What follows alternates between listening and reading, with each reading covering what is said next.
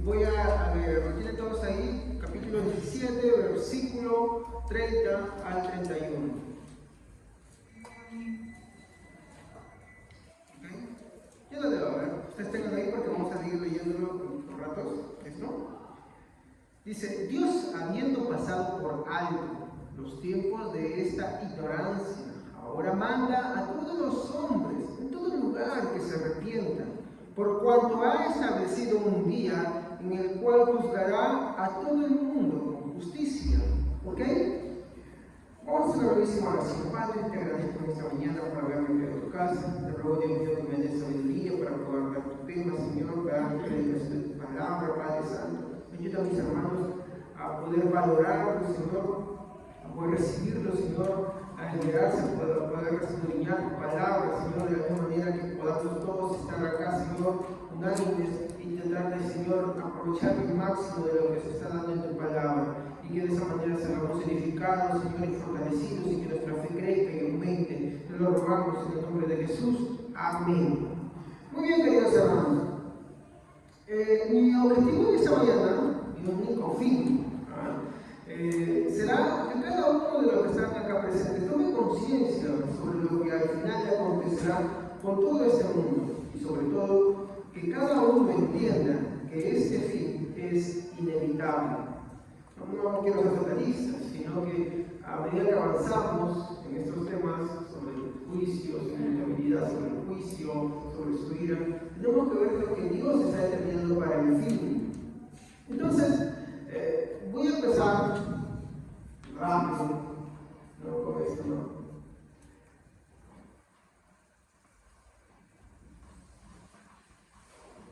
Con esta palabra.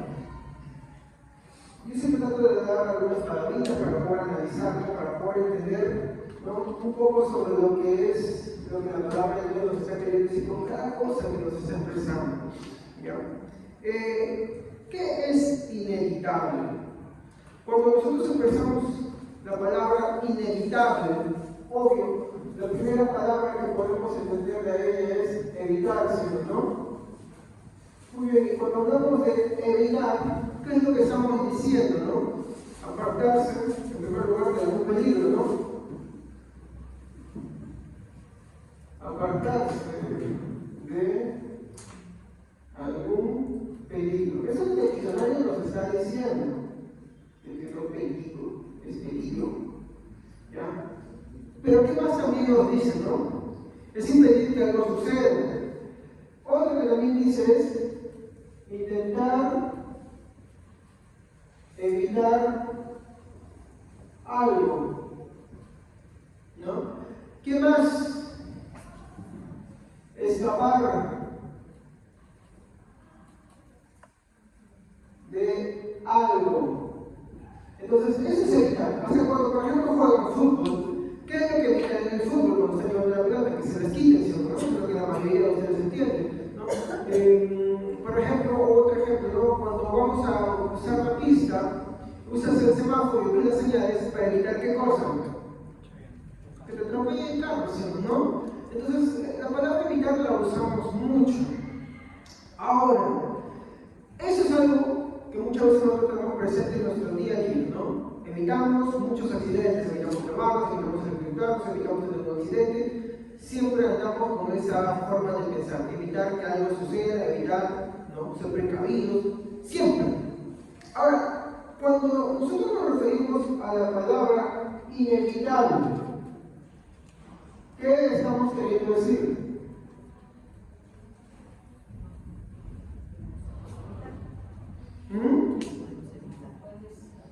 Claro, el diccionario lo dice así: que no se puede evitar.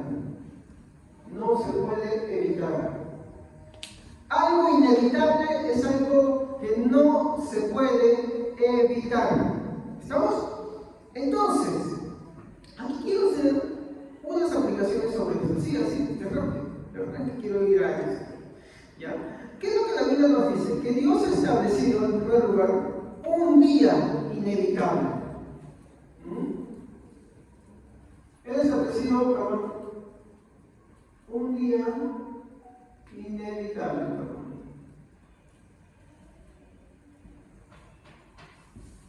Hay un día específico que es inevitable y por ello inalterable. Con esto afirmo la decisión inmutable para este juicio. Entonces, cuando nosotros estamos hablando de ese día inevitable, mi hermano, estamos hablando de esa voluntad, mi hermano, que no va a cambiar. ¿Se acuerdan que estábamos estudiando la pasada sobre la inmutabilidad? ¿Qué es inmutabilidad? Que no va a desvanecer, que no va a cambiar, las decisiones de él son específicas, él no se va a retractar. Y como dice el texto principal, por cuanto Dios ha establecido, ¿no?, pasando los tiempos de la ignorancia, y ha mandado a todos los hombres en todo lugar que se arrepientan, por cuanto ha establecido un día en el cual juzgará a todo el mundo con justicia. Ese día que él ha establecido, en el cual va a juzgar a todo el mundo, es un día inevitable, por lo tanto es inmutable, no va a cambiar. ¿Me comprenden? Y acá viene la idea, nosotros pensamos en ese día como algo inevitable y algo inmutable, parte de las decisiones de Dios, que va a llegar, lo tenemos presente, y ahí está el problema. La falta de temor, la arrogancia, la rebeldía hace que no consideremos ese día. Entonces vivimos despreocupados. Vivimos de forma negligente y para el hombre no regenerado con mayor razón porque no tiene presente eso. Pero nosotros que somos cristianos no debemos pensar así como ellos. Nosotros como cristianos tenemos que tener en cuenta que ese día es y por lo tanto es inmutable en la decisión de Dios. Porque todo lo que Dios decide está dentro de su inmutabilidad. La inmutabilidad de Dios, mi hermano, es una perfección de Dios. ¿Qué quiere decir? Que Él no cambia. No, Dios dijo eso, no va a cambiar. No va a alterar lo que Él ha decidido, lo que Él ha definido, lo que Él ha establecido. No lo va a cambiar. Porque el hecho de que cambiara eso estaría siendo Dios alguien sujeto a su creación. Y no es así. Muy bien, entonces vamos a ver algunos textos sobre esto. Joel 2:31.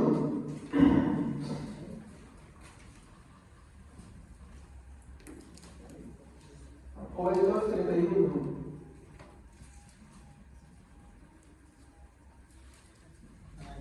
El sol se convertirá en tinieblas, la luna en sangre, antes de que llegue el día del Señor, un día grande y terrible. Ustedes entienden cuando dice la Biblia que el sol se convertirá en sangre, como dice, no, el sol se oscurecerá y la luna se convertirá en sangre, y las potencias de los cielos caerán, serán conmovidas, los oscurecerán. ¿Qué entienden ustedes por eso? ¿Qué pasa en su imaginación? Un eclipse. Bueno, ya que nos estamos sacando, yo les voy a ir dando poquito algunas cosas, pero cuando ya entremos al libro de Apocalipsis, ¿no?, les voy a dar la interpretación completa, pero ahorita les voy a dar una cosa para que cuando usted lo escuche, usted le diga, así es. Esa idea es sacada de aquellas películas que uno para viendo en Hollywood, que no está mal, a mí me gusta, estoy sincero, pero yo no tomo una película para hacer teología, yo no tomo una película para hacer interpretación.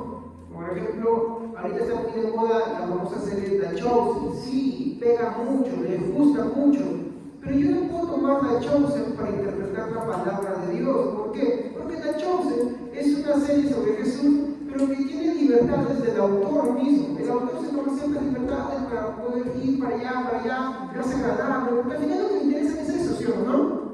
Entonces, sí, yo no veo con libertad, me tomo alguna cosa que otra cosa me interesa, pero no puedo tomarle. Hay algunas películas sobre el dispensacionalismo de cómo hay Cristo y la catástrofe, sí, un poquito eso, y puede ser que es parte del cuerpo humano. Me encantan, estoy sincero. Así como me encanta ver Día de la Independencia, o me gusta ver 2012, ¿no? Desde que todo se empieza a destruir, todo eso, ¿no? Me encantan esas cosas, sí. Pero yo no puedo tomar eso para hacer, porque a mí me guste, yo no puedo tomar eso como la base para hacer qué cosa, interpretación bíblica. ¿Me comprende? Yo no puedo hacer eso. Estaría mal que yo haga eso. Entonces, yo veo una película y por eso. No. Yo para poder ver eso, yo no creo que la Biblia dice. ¿Se acuerdan cuando José tiene un sueño? José, hay uno de los sueños en los cuales dice que algo se inclina ante él. ¿Qué cosa se inclina ante él? Aparte de las espigas. Tiene otro sueño. La luna, el sol y 11 estrellas. Y miren, Jacob, ¿qué entiende? Jacob entiende que la luna literalmente va a bajar, se va a inclinar, José, el sol también va a inclinarse y las estrellas también se van a inclinar. ¿Es lo que él entiende? ¿Qué entiende Jacob? ¿Qué le dice a su hijo José? Porque se molesta.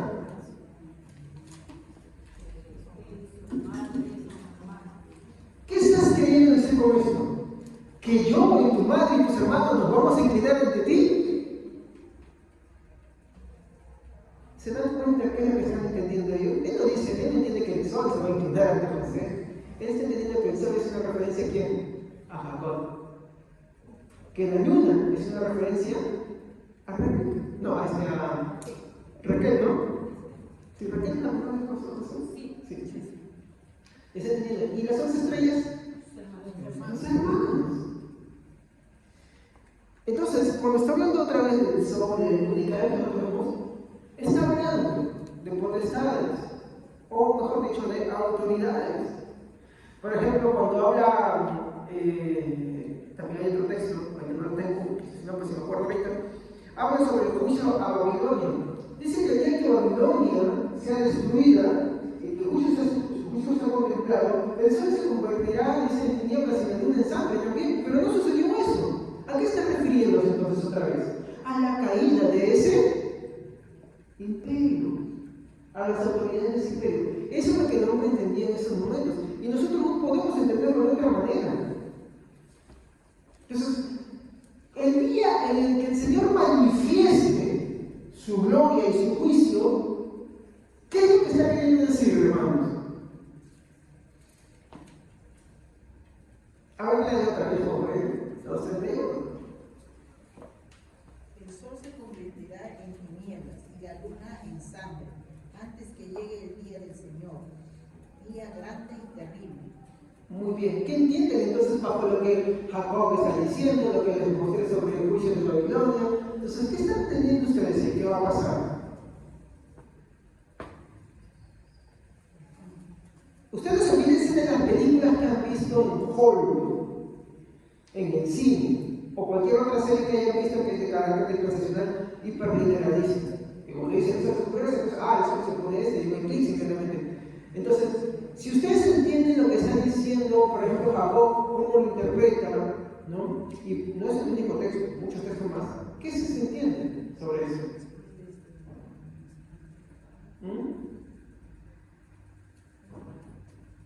¿Qué entendía Jacob por sol? Que era él. ¿Y por luna? La mamá de José. ¿Y por estrellas? Él está diciendo que yo, el patriarca, tu madre y tus hermanos, todos se van a inclinar ante ti. Entonces, cuando dice acá otra vez que antes del día más terrible el sol se convertirá, se oscurecerá y la luna se convertirá, ¿qué está queriendo decir otra vez? A ver, pensemos, echemos a andar la maquinita. ¿Qué creen ustedes? Piensen sobre ese razonamiento que está teniendo la Biblia. La Biblia es interpretable. Esto es algo que vamos a entrar poco a poco. Para interpretar un texto difícil y oscuro, nosotros no podemos partir desde lo más complicado. Tenemos que partir desde lo más claro. Entonces yo tengo que ver dónde más ese texto se expresa de esas maneras y te lo explica. Entonces ahí tenemos que ir partiendo por lo que Jacob está diciendo sobre eso. ¿Qué se entiende entonces? En que Dios se manifieste, el Señor se manifieste. ¿Pero qué va a pasar? Las autoridades, Por ejemplo, en las culturas paganas, el sol es Dios, ¿no? Es una autoridad para ellos. Y que se oscurezca, por ejemplo, para los egipcios. ¿Saben que los egipcios, miren, los egipcios tenían el hecho de que Ra, Dios del sol, luchaba durante la noche, no me acuerdo por qué otro Dios. Y por eso los egipcios le tenían miedo a la oscuridad, ¿sí o no? Y cada vez que aparecía en la mañana el sol brillaba, parece el día de victoria. Eran los únicos pueblos que le tenían miedo a la noche. Muchos pueblos tenían miedo a la noche porque pensaban que su deidad era el sol. Y si se oscurecía, ¿qué representaba ella? Para ellos. Por ejemplo, ¿qué se creía el faraón? ¿Hijo de quién? Miren, si está cerca. El faraón se consideraba hijo de Ra. ¿Quién es Ra? Una deidad del sol. Entonces, que el sol se oscurezca, ¿qué representa? Miren, la semana pasada fue sobre la roca. Ahora, ¿qué representa el sol para ellos? ¿Qué está queriendo decir? Que cuando el día del Señor venga, a ver, desde el 3 años, le dijo el Señor a mi Señor: siéntate a mi diestra hasta que ponga a todos tus enemigos por estrado de tus. ¿Qué está queriendo otra vez decir? Con que el sol se oscurece y la luna se vuelve sangre. Recuerden que los pueblos paganos y antiguas culturas adoraban mucho al sol, hasta acá también, y la luna también. ¿Por qué? Porque para ellos les transmitía su brillo y todo eso. Y entonces, ¿qué están queriendo decir? Para entenderlo, se tienen que olvidarse de las películas y las series, hermano. Acá sí, soy sincero. Que antes del día final, todas las autoridades, todo aquel que se crea poderoso, todo que se crea en la tierra caerá. ¿O te creen que Dios va a aparecer y cuando manifieste su juicio, va a haber el que diga, no, yo no? O cuando ves Apocalipsis, por ejemplo, cuando el Señor viene con su gente, ¿qué pasa cuando dice que se planean hacer guerra contra él? ¿Prevalece? No. ¿Qué dice la Biblia? Que todos caen. Todos. Entonces, acá lo que le está diciendo ya es en Joel, que antes del día terrible, miren cómo es, antes del día terrible del Señor, toda autoridad, toda potestad, todo caerá. Todo caerá. Pero así ya vamos a ir entendiendo de poco a medida que avancemos. Vamos a ver otro texto, Sofonías 1:4, 14. Cuando lleguemos al atributo de la ira, vamos a ver muchos textos así bien fuertes, ¿no? Vamos a ir entrando en textos bien fuertes. A mí de verdad sí me gustaría que todos los hermanos estén, pero no sé qué está pasando, que muchos hermanos en el día del Señor ya lo están agarrando con usted. Hay que motivar, hay que exhortar a nuestros hermanos. Hay que entender que el día del Señor es el día del Señor y hay que hacer lo más en esfuerzo. Si no, se pierden estas cosas. Tú puedes decir, no, nunca lo agarras, hoy. Y cuando estamos tocando el tema, ya hemos avanzado mucho y como que es difícil recopilarlo. Así que los que están acá, pongan atención y enseñen a los hermanos de dónde está viniendo. Muy bien. Sofonías, capítulo 1, versículo 14. Cercano está el día grande de Jehová, cercano y muy próximo. Es amarga la voz del día de Jehová, gritará allí el valiente. Muy bien. Cercano está el día de Jehová. Cercano. Ahora hay más que en el versículo 15. Aquí hay algo. Día de ira, aquel día de angustia y de aprieto, día de alboroto y día de asolamiento, día de tiniebla y de oscuridad, día de nublado y día de entumecimiento. Muy bien, ¿se han dado cuenta ustedes las cosas que están mencionando acá? Día de ardor, día de ira, día de furia, día de entumecimiento. Otra vez el mismo lenguaje de Joel, el sol se oscurecerá, la luna se convertirá en sangre. Todo lo que para el hombre brilla se oscurecerá. Ahí es el día de la ira. Ahí es el día del juicio. Día grande y terrible.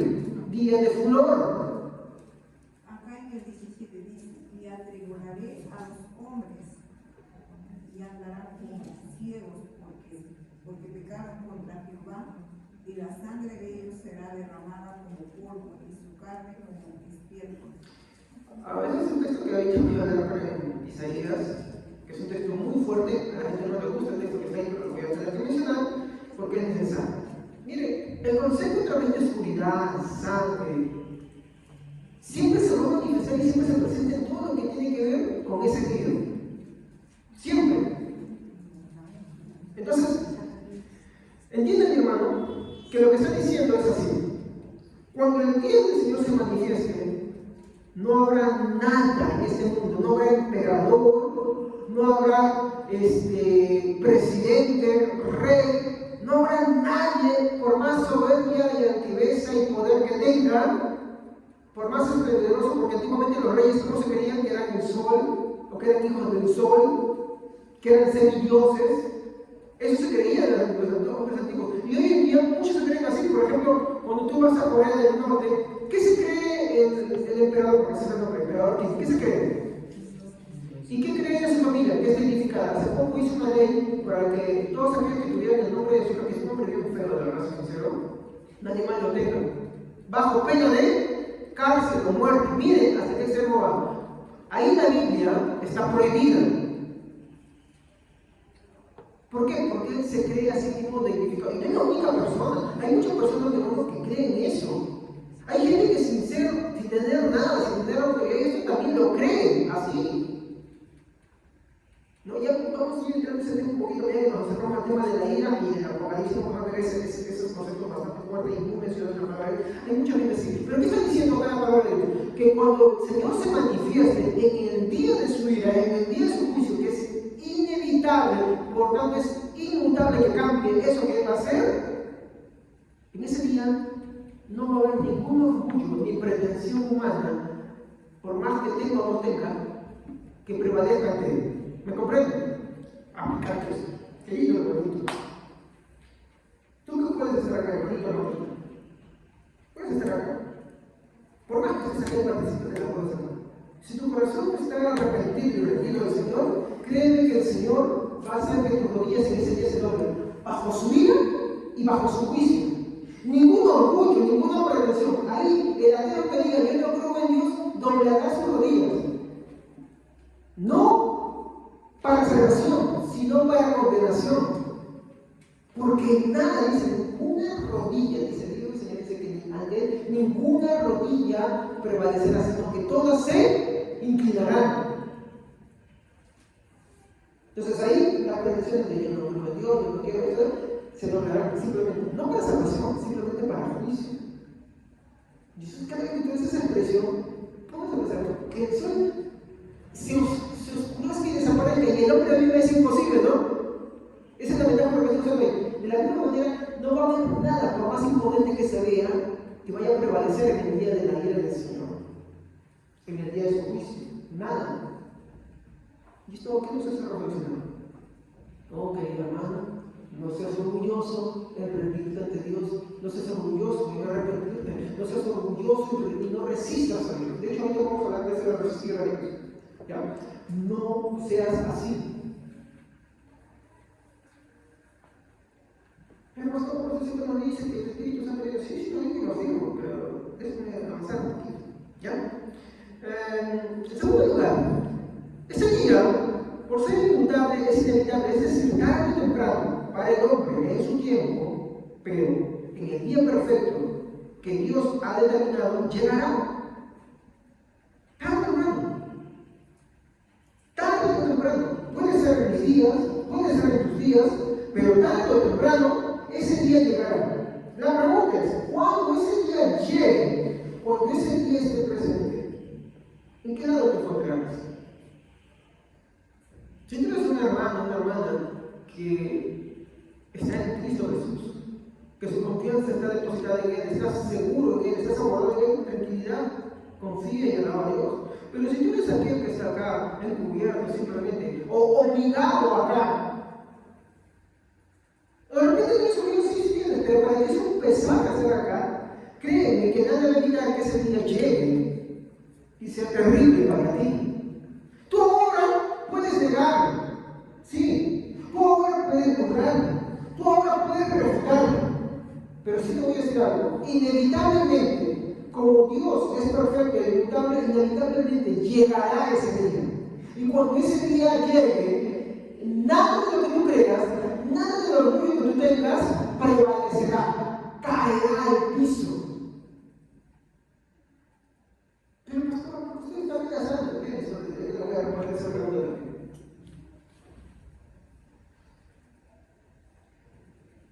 confirmar en tercer lugar. Sí, ciertamente llegará. Apocalipsis 14:7.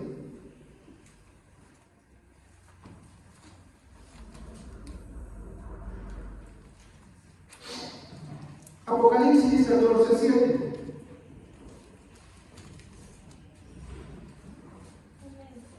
Diciendo a gran voz, temed a Dios y dadle gloria, porque la hora de su juicio ha llegado, y adorad a aquel que hizo el cielo y la tierra, el mar y las fuentes de las aguas. Adorad a Dios, porque su día ha llegado. Ese día, cuando llegue, solamente habrá sus dos voces. Habrá el día en que aquellos que son de Él ciertamente adorarán, porque el día de su juicio ha llegado. La hora prometida. Es más, cuando tú vas a leer Apocalipsis y ves la adoración de las almas debajo del altar, es algo que le dicen: oh Señor, ¿hasta cuándo no juzgarás la sangre derramada de todos tus hermanos? Y el Señor dice que de la vez piedras blancas le dice: descansen, porque aún no se ha completado el número de sus consiervos que han de morir igual que ustedes. ¿Qué están esperando? El día en que Dios manifieste sus promesas. Porque para el cristiano, que el día del juicio de Dios llegue, no es algo por el cual le tenga que temer, ¿entienden? Hay muchos cristianos que tienen miedo el día del juicio de la ira de Dios. No. ¿Qué dice ahí Apocalipsis? ¿Cómo empieza diciendo? ¿Cómo empieza diciendo? ¿Qué dice su Biblia? ¿Cómo dice ahí al empezar? ¿Están con sus Biblias en Apocalipsis? ¿Pero qué dice? Gritaba a gran voz, teman a Dios y denle gloria. Teman a Dios y denle gloria. Teman a Dios y denle gloria. ¿Por qué? Porque su día ha llegado, porque la hora ha llegado. Entonces, sí, ciertamente llegará. Sea que estés vivo, sea que estés muerto, ciertamente llegará. El problema es en qué lado te encuentras. Entonces, estar en la iglesia, mi hermano, estar en los caminos de Dios, pero no ser creyente es algo terrible. Y tal vez ahora puedas tenerlo en secreto, puedas guardar ahí en tu corazón esa incredulidad. Pero ciertamente llegará y será terrible. Por eso mi texto principal dice: Dios, habiendo pasado por alto los tiempos de esta ignorancia, ahora manda a todos los hombres en todo lugar que se arrepientan, por cuando ha establecido un día en el cual juzgará a todo el mundo con justicia.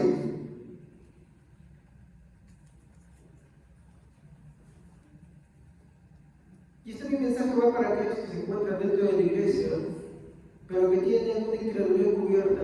Vienen de repente porque les han traído, vienen de repente porque se sienten comprometidos, pero en realidad no han creído. ¿Y cuándo lo manifiestan? Porque a veces abiertamente lo dices. Puede que yo no te escuche, puede que ningún hermano te escuche, pero de repente el otro sí lo dice: no, yo no pregunto.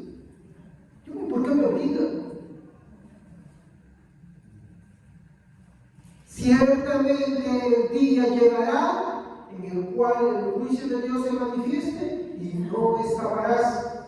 Día terrible será. Ningún orgullo, ninguna pretensión prevalecerá en ese día. Eso no es cualquier cosa. En cuarto lugar, hermanos, ¿qué hace que ante tales advertencias y amenazas de su inminente juicio, el hombre se despreocupa? ¿Por qué? ¿No ha sucedido que tú haces una amenaza y esa amenaza, por ejemplo, tú dices: mira, no hagas eso porque te va a caer un corrazo? Pero, ¿qué es lo que ve la persona amenazada? Solamente ve la correa, ¿cierto? ¿No? Digamos, por así decirlo. Pero, ¿por qué lo hace? ¿No? Y la respuesta, mi hermano, está en Hechos, ¿no? ¿Y qué nos dice Hechos 7:51?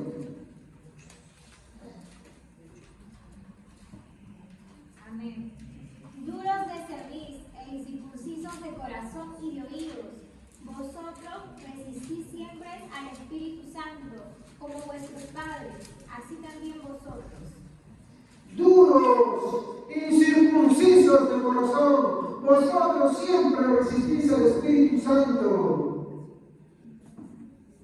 ¿Cuál es la raíz de que el hombre, ante tales amenazas y advertencias, siempre le dé la espalda a Dios, siempre le resista a Dios?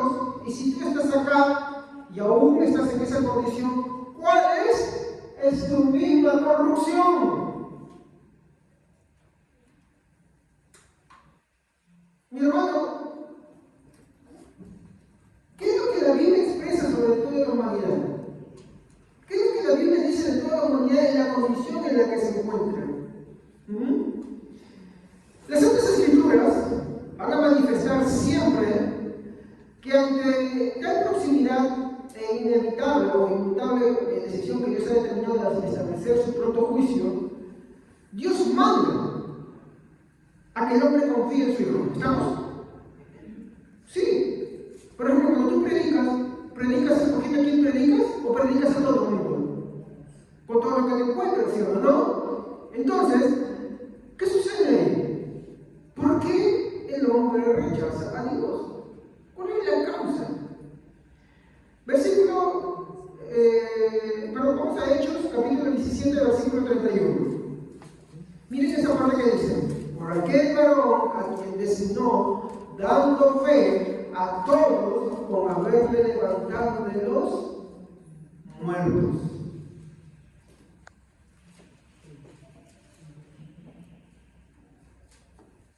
En primer lugar, vemos que la causa de la negativa del hombre es su propia corrupción. En ese momento, cuando Esteban está predicándole, está siendo, mejor dicho, confrontado, y él se expone las Escrituras con tal inspiración del Espíritu Santo, dice que ellos crujían los dientes, y ante tal rechazo, por más evidencias que demostraban, por más razones que le daban, ellos se negaban, ¿no? Rechinaban, se molestaban, ofendían. Entonces, Esteban termina diciendo: no, oh incircuncisos de corazón, ¿por qué resistís siempre al Espíritu Santo? Esa es la condición de toda persona. Y si nosotros avanzamos en el libro de Hechos, en este versículo que les he mostrado, ¿cuál es la razón de que el hombre quiera? Esto está dentro del mismo texto que les he mencionado al inicio, ¿no? De Hechos 17, 30 a 31. La parte final justamente nos dice: por aquel varón a quien Dios designó, dando fe a todos con haberle levantado de los muertos. Y esta parte es muy importante. Yo siempre les he predicado, y no es una invención mía, esta es la forma en la que se ha enseñado siempre en la historia sobre la fe. O sea, esto no es algo que yo he inventado. La fe, como siempre les hago, es un don de Dios. No es propio ni innato del hombre.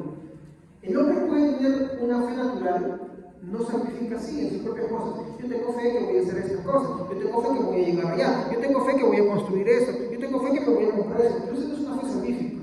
La fe salvífica es aquella que tiene relación con Dios. Y ese tipo de fe, que es fe verdadera, no la posee el hombre naturalmente a causa de su corrupción.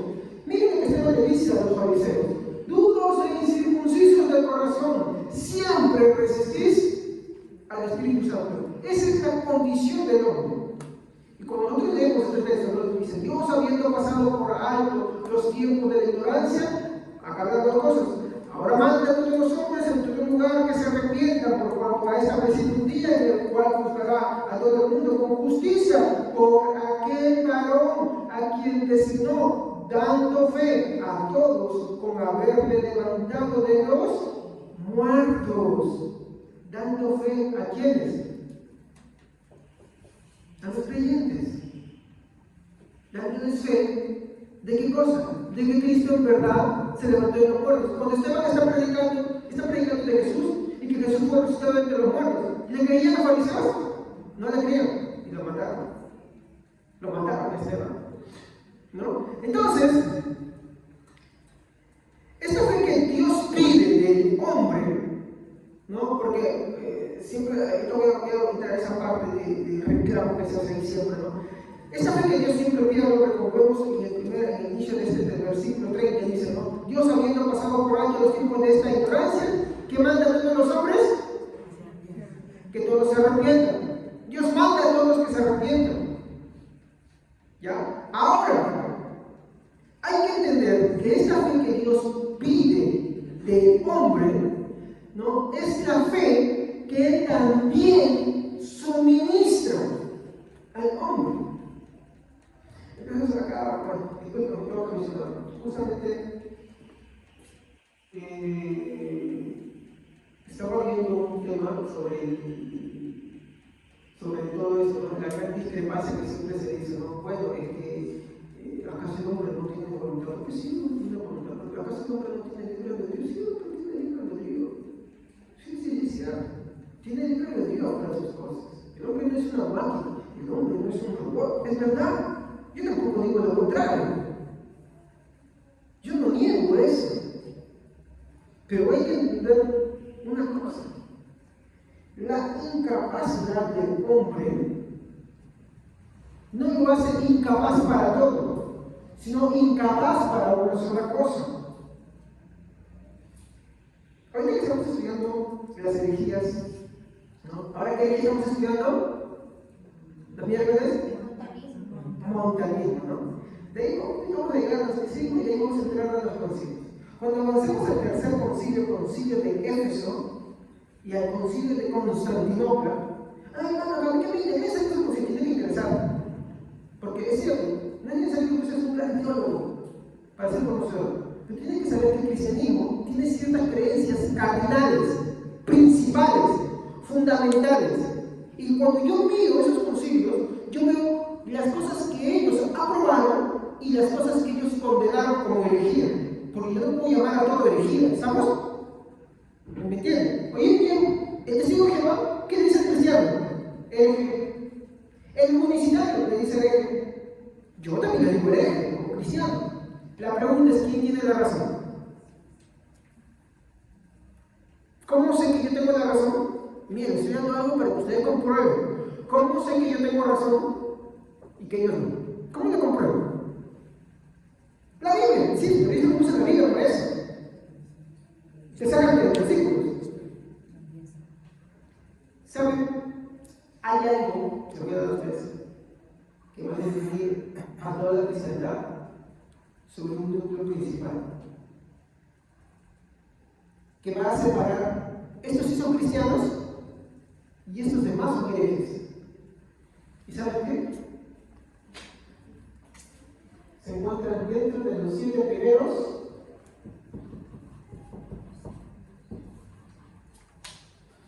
Y en el tercero y cuarto, que muchos cristianos no lo mencionan porque si lo mencionaran, estarían fritos. Hay un concilio que se llama Éfeso y el otro,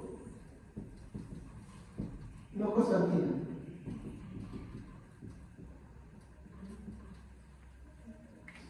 ¿Saben qué se habla de estos concilios? Y hay un montón más, ¿estamos viendo? ¿Saben qué se condena en esos concilios? Y ellos lo condenan bajo su razonamiento. Y esto, cuando tú lo ves, te muestran una infinidad de versículos. Y te muestran contra quienes estaban peleando. En esos concilios estaban unidas toda la cristiandad.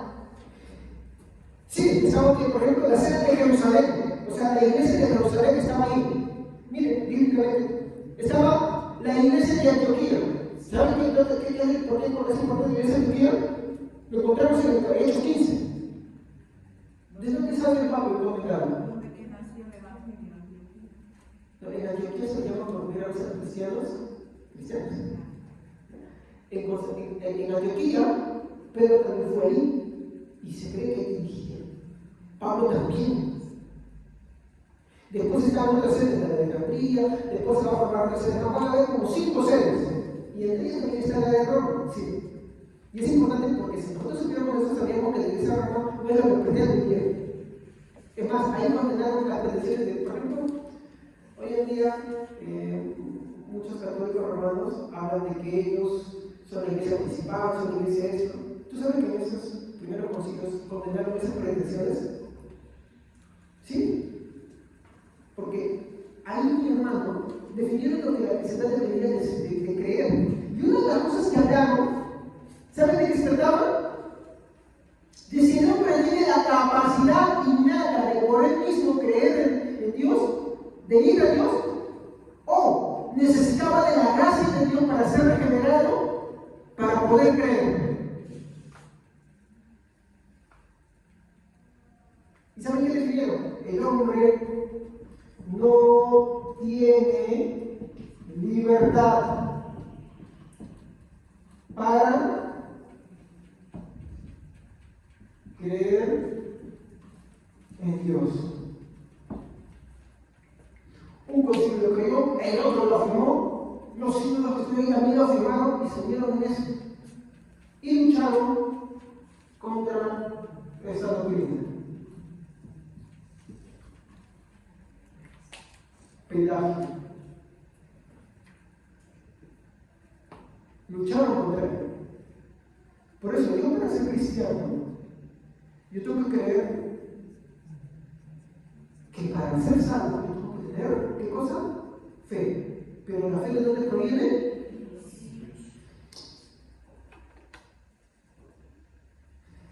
Y de eso vamos a definir, ¿no? Por ejemplo, ¿por qué la reforma protestante se reformó? ¿Por qué Lutero dijo no? El Dios predestina para que el hombre crea. Calvino también. Hasta el mismo Arminio también dijo lo mismo. Obvio, hoy día hay una rama que ya ni siquiera tenemos más pelagianismo, porque dice, no, sí, yo creo porque mi decisión es eso. Y eso es una mala interpretación. Y eso, hermano, yo no pongo camino esto. Es eso. Y esto es eso sí es una herejía. ¿Y saben por qué sucede? Porque nunca se han dedicado a ver esto. No, yo que voy a ver esas cosas malas. Vean después el que estaban discutiendo, estaban peleando contra esas cosas. ¿Se acuerdan de lo que estudiamos sobre oración? ¿Qué estaban peleando? Que Dios no es malo. ¿Y qué sacaron como conclusión? El credo de los apóstoles, el credo de Dios Padre, creador del cielo. Porque ¿qué decía oración sobre el Padre?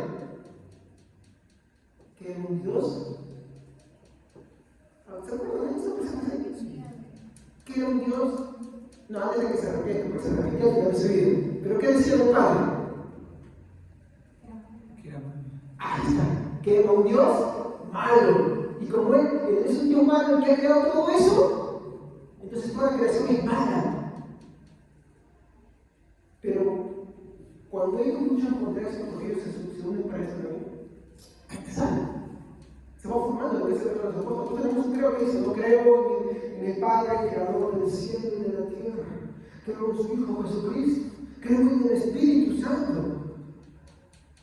Y ahora cuando vamos a ver que estamos viendo el contenido, vamos a ver que como en el credo también hay una parte que lucha contra lo que Montano decía.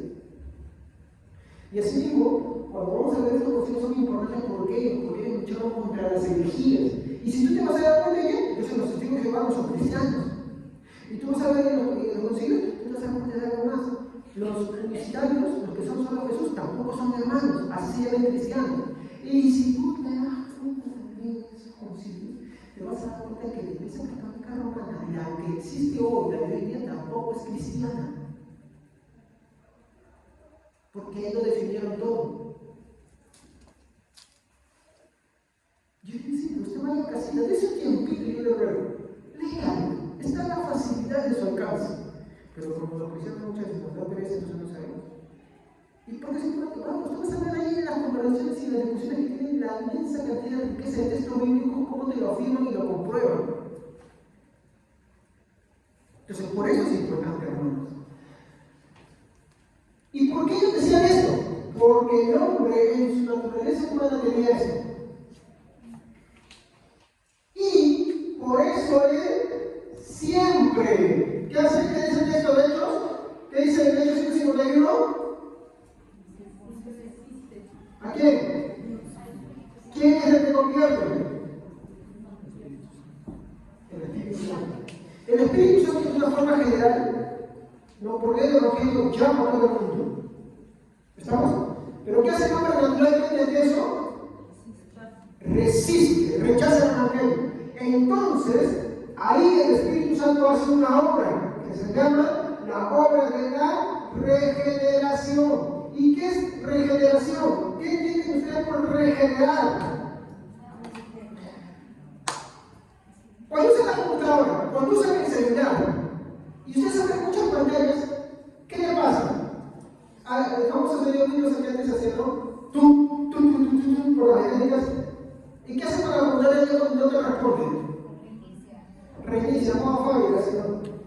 Y eso es lo que hace Dios con el nombre. Vamos a volverlo a modo fábrica. Viene el Espíritu Santo y lo regenera. Y al regenerarlo, hace algo más, le da el Espíritu Santo. ¿Para qué? Para que tenga, ahora sí, fe. De lo contrario, él siempre resiste. Incircuncisos de corazón, todo el tiempo resisten al Espíritu Santo. Eso no es uno, toda la humanidad resiste al Espíritu Santo siempre. No hay uno, sí, uno, no, toda la humanidad. Y para que pueda esa persona de esa humanidad creer en Dios, ¿qué tiene que hacer el Espíritu Santo? Regenerarlo. Por eso es que para que el hombre pueda creer, no puede creer sin el acto de la regeneración del Espíritu Santo, el cual lo hace nueva criatura y por lo cual cuando Dios ahora sí vuelve a ser el llamado, ¿qué pasa con el hombre? Sí, Señor, soy pecador, me arrepiento de mis pecados. Así es la forma, no funciona todo eso.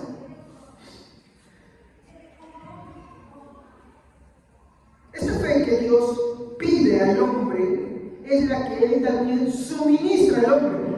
Por eso es que no podemos decir que esa fe es innata del hombre. De lo contrario, se cae en esto.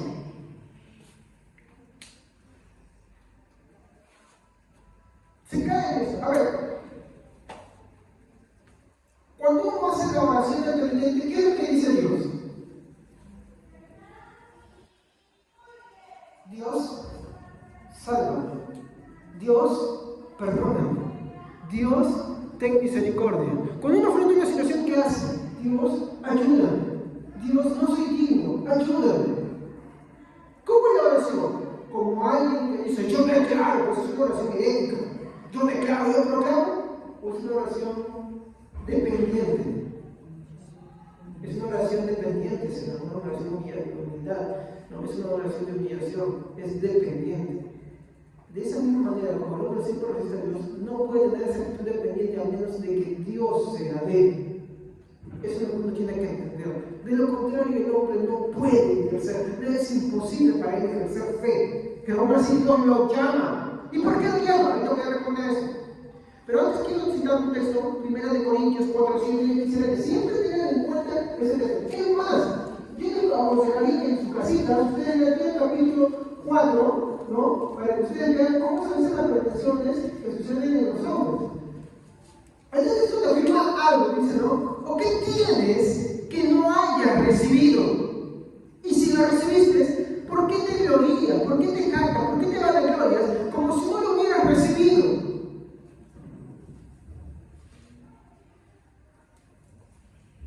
A ver, te pregunto a ti, hermana querida, ¿qué tienes tú que no hayas recibido? No, pero yo me esforcé. Sí, pero ¿quién te dio la vida para que tú te esfuerces? ¿Quién te dio el esfuerzo? ¿Quién te dio la salud para que tú puedas esforzarte? ¿Qué tienes que no hayas recibido? Y si lo recibiste, ¿por qué te glorías? Como si no lo hubieras recibido. Dios te dio la fe para que creas. Sí, hermano. Y si tú has recibido la fe, ¿por qué te jactas como si no hubieras recibido eso de Dios? O como otra vez dice, ¿qué tienes tú que no hayas recibido de Dios? Todas las cosas las recibimos de Dios. Por eso la fe que Dios pide que el hombre tenga, Dios mismo es el que suministra esa fe. Al hombre le es imposible. ¿Por qué es imposible? Ahorita les voy a mostrar por qué es imposible. Ahorita les voy a mostrar el contexto por qué es imposible para el hombre. Y para eso vamos a contarlo al inicio. Acá es donde yo quiero entrar a esa segunda parte que se llama la negligencia.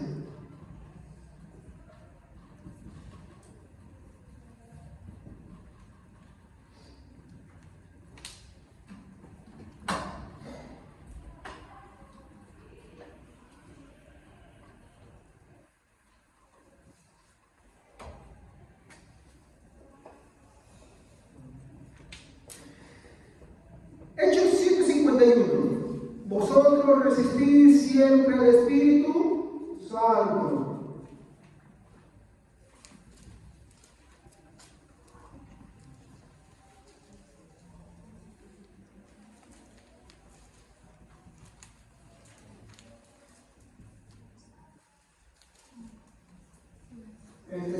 lo que vamos a ver en este momento, Hechos, capítulo 7,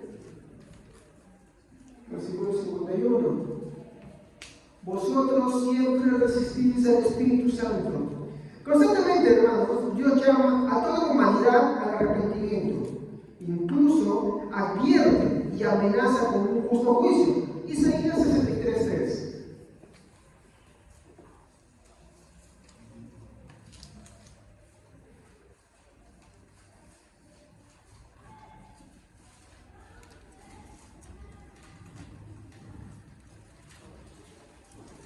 Ven, estuve pisando el lagar yo solo, no había nadie allí para ayudarme. En mi enojo he pisado a mis enemigos como si fueran uvas. En mi furia he pisado a mis adversarios, su sangre me ha manchado la ropa. Isaías 63:3. ¿Se puede escuchar lo que ha dicho ahí? Ahora que no hagan la versión Reina Valera o una versión internacional. Vean ustedes, hermanos. He pisado yo solo el lagar, y de los pueblos nadie había conmigo. Los pisé con mi ira y los hollé con mi furor, y su sangre salpicó mis vestidos y manché todas mis ropas. El día en el que el Señor manifieste su juicio, ¿usted cree que habrá un pueblo que quede en pie? No. ¿Y no qué dice? En el furor de su ira, los pisoteará. ¿Se han dado cuenta que dice el Apocalipsis también algo así? Dice, ¿no? Y el lagar se dice, ¿no? Y él pisa, dice, el lagar. Por eso que cuando él aparece, ¿cómo está vestido? Su vestidura es como carmesí.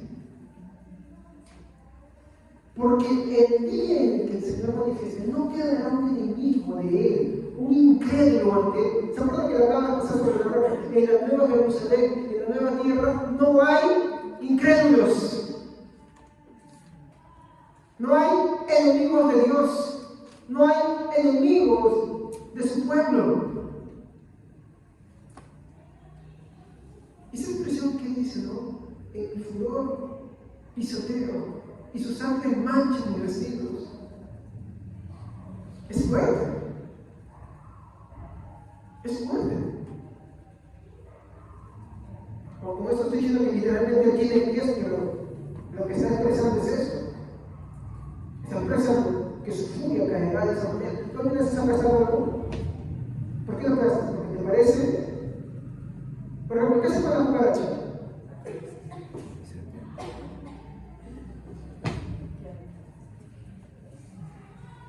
Porque te parece repulsivo. La expresión que tú tienes es incomodidad. ¿Sí? Y otra persona, por ejemplo, si tienes algo que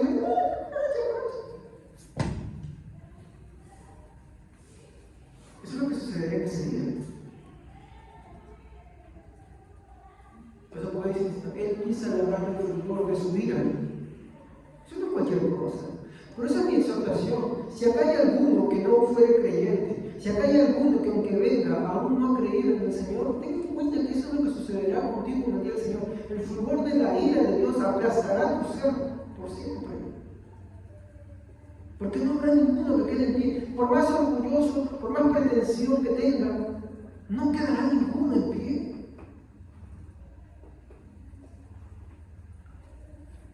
Como dice Joel 2:31. Otra vez, Joel 2:31, ya lo explicamos al inicio, ¿ya?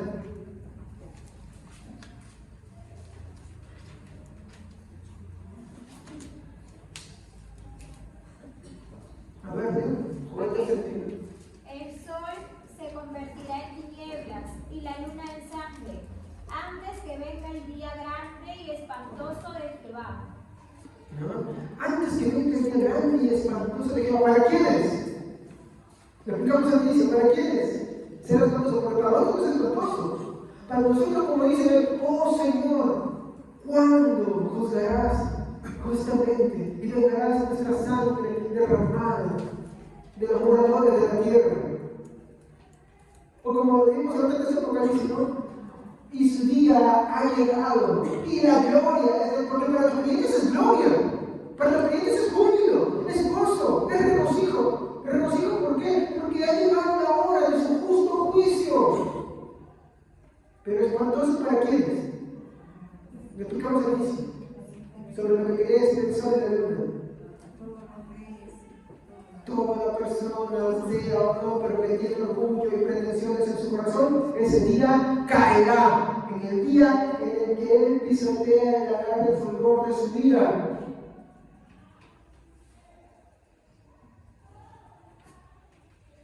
Ahora, lejos de ver las amenazas de su juicio o ira como una muestra de su amor, porque es una muestra de amor. A ver, cuando tú le dices a alguien, oye, no hagas esto, por ejemplo, tú dices a tu hijo, oye, no le digas a tu hijo, porque si no te voy a ganar esto.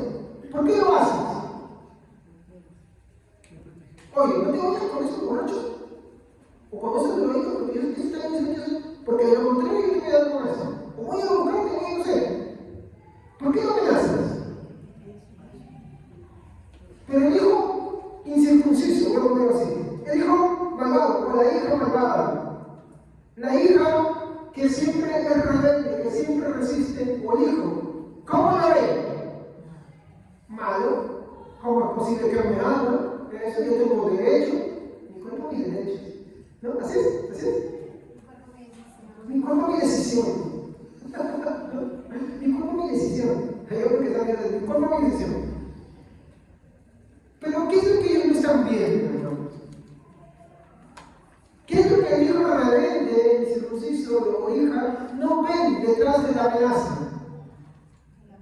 O sea, al padre le gusta pensar. A ver, ¿qué punto pensar? Tú como padre.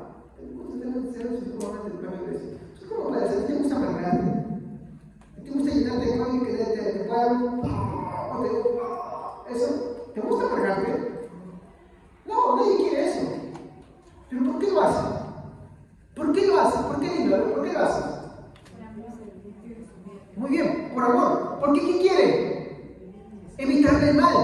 Entonces, por evitarle el mal, busca cómo hacerle entender. Y una de las formas de hacerle entender cómo es amenazar. El inconverso y incrédulo, ¿qué es lo que ve? Ve solamente la amenaza como algo malo. No lo ve como una expresión de amor. Es como, por ejemplo, tú estás cruzando la calle y ves la luz roja y tú dices, bueno, es luz roja, entonces yo voy a pasar. ¿Qué te están diciendo? ¿Qué te están advirtiendo hacia abajo? ¿La luz roja qué cosa? ¿Es un consejo? ¿O es una amenaza de qué? De que te vas a morir, por eso es peligroso, es peligro, puede rojo. Cruza y te va a venir un carro y ¡plá! Te vas a hacer prisa, un cañón. En el mejor de los casos es una bicicleta. ¿No? Eso es lo que te están mintiendo. Y luego no forma, ¿por qué creen que Dios amenaza? Entonces la gente dice, no, ¿cómo Dios puede amenazar? Es la palabra de Dios. Y dice solamente la palabra amenaza, pero no ven el contexto de por qué está amenazando. Porque viene un día terrible. Porque viene un día en el cual Dios va a juzgar justamente. Entonces, de ese peligro, ¿qué hace? Da advertencias y amenazas. No vayan por ese camino porque yo voy a hacer esto. Miren, esto va a pasar. Entonces ahí están las advertencias y todas las amenazas, pero no son una muestra de maldad, sino son una muestra más bien de bondad y amor. Entonces, lejos de ver las amenazas de su juicio e ira como una muestra de su amor, ¿cómo deberían de verse en realidad una muestra de su amor? ¿Cómo, mi hermano, se reacciona ante tal muestra de amor?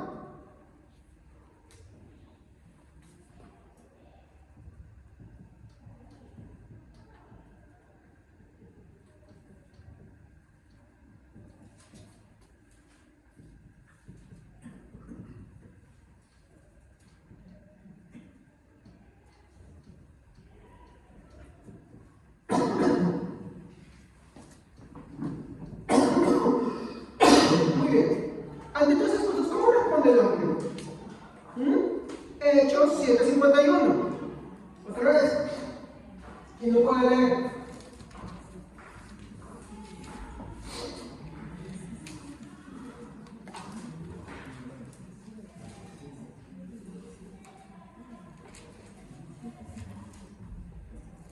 Amén. Todos de servís incircuncisos de corazón y de oídos.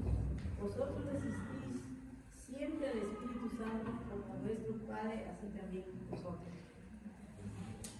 Duros de corazón, incircuncisos. ¿Qué dice sobre sus oídos? Sobre su corazón y su entendimiento, ¿qué dice? Duros, cabezones, les dice. Cabezas duras que no entienden. Sordos, sin entendimiento.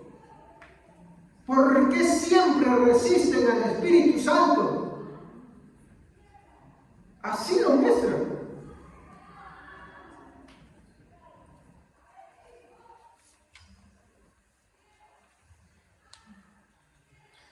Entonces, aquí yo quiero tratar algo, ¿no?, sobre lo que es esto chiquito, el hombre natural. Hermanos, ¿a qué nos referimos en la Biblia con el hombre natural? Vamos a hacer bien rápido. Cuando la Biblia habla del hombre natural, se está refiriendo a todo ser humano que ha nacido en esta tierra, sin excepción alguna. Entonces, ¿qué nos referimos con el hombre natural? A todo el género humano. Entonces, cuando hablamos de todo el género humano, estamos englobando a todos. Ese es el hombre natural. En tercer lugar, chicos, ¿cuál es la respuesta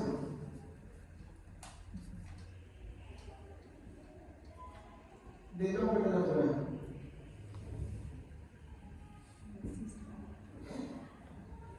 Vamos a verlo esto, ¿no?, bajo una pregunta. ¿Puede el hombre natural, y esto va a definir si tú eres un creyente bíblico o un hereje? Me escucha bien lo que voy a decir. ¿Puede el hombre natural, por habilidad propia, entender el Evangelio? ¿Puede, por habilidad propia, entender el Evangelio? ¿Puede o no puede el hombre? ¿Cuál es tu respuesta? ¿Sí o no? ¿Sabe quién decía esto? Pelagio, que el hombre sí puede. Y cuando en la cristiandad lo escucharon, lo condenaron por herejía.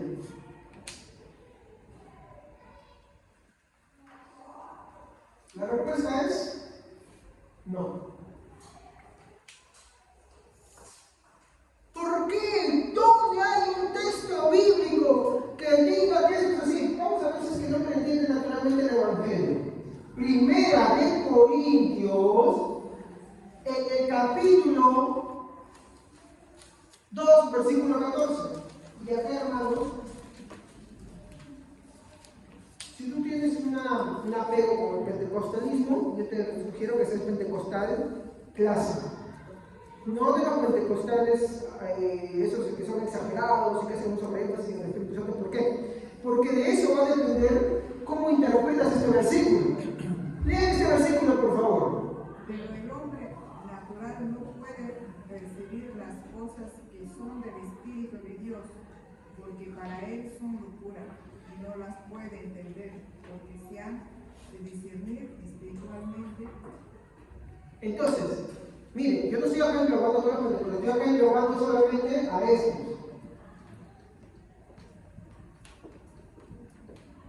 Ahora, con esto, yo te voy a decir qué es lo que sucede acá con ese problema.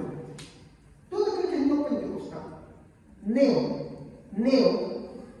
porque el pentecostal clásico no lo entiende así, lo entiende como yo lo voy a explicar ahorita, ¿ya? ¿En qué va a decir sobre este versículo? Como son las cosas del Espíritu, el hombre natural no las entiende, entonces son las almas y la vueltita por acá y todo eso, y las tumbadas o las saltadas o los remolinos, eso es, ¿qué cosa? Las cosas del Espíritu. Entonces los carnales no lo pueden entender. ¿Me entiendes? En el contexto está hablando de la predicación del Evangelio, que es locura para los que se pierden. Entonces, ¿qué ha sido ese texto? Ha sido extirpado por ellos, solamente tomando esa partecita para decir que todas las locuras, todo ese manicomio que vamos a estudiar ahorita, que estamos estudiando montando ya esta semana, que ese vamos a hacer justamente, todo eso se está refiriendo al versículo, y no es. Pero toda iglesia que piensa que eso es así, está en esta rama, no Pentecostal. Y eso está mal, eso no es interpretación. Pero cuando tú ves el capítulo 2, ¿qué llama el capítulo 2? Dios dice, no vine con sabiduría humana, vine como un débil entre vosotros, y no me propuse otra cosa más que predicar a Cristo y a este crucificado. Porque la palabra de la cruz es locura para los que se pierden, pero es poder de Dios para quienes, para los que se salvan. Y en ese contexto va a decir el versículo 14. Ahora, para que ustedes me crean, vamos a ver la traducción palabra de Dios o traducción lenguaje actual, que es lo que dice. ¿Quién lo tiene? ¿Tiene tiempo de recordarse que avanzar? ¿Qué es lo que dice? ¿Quiénes tienen esa Biblia? Palabra de Dios para todos, traducción lenguaje actual. ¿Quiénes la tienen? No digan yo la tengo, quiero que la lean.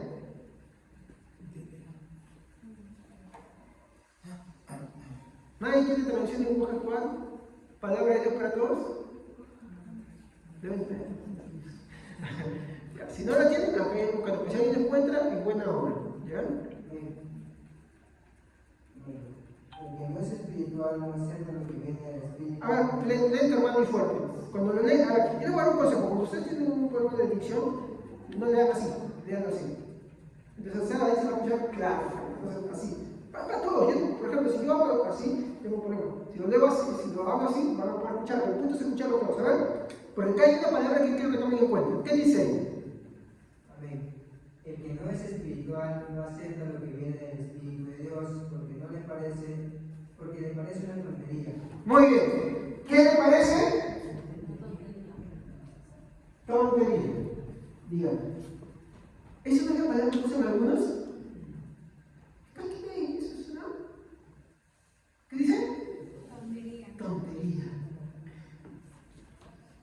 Biblia en las Américas.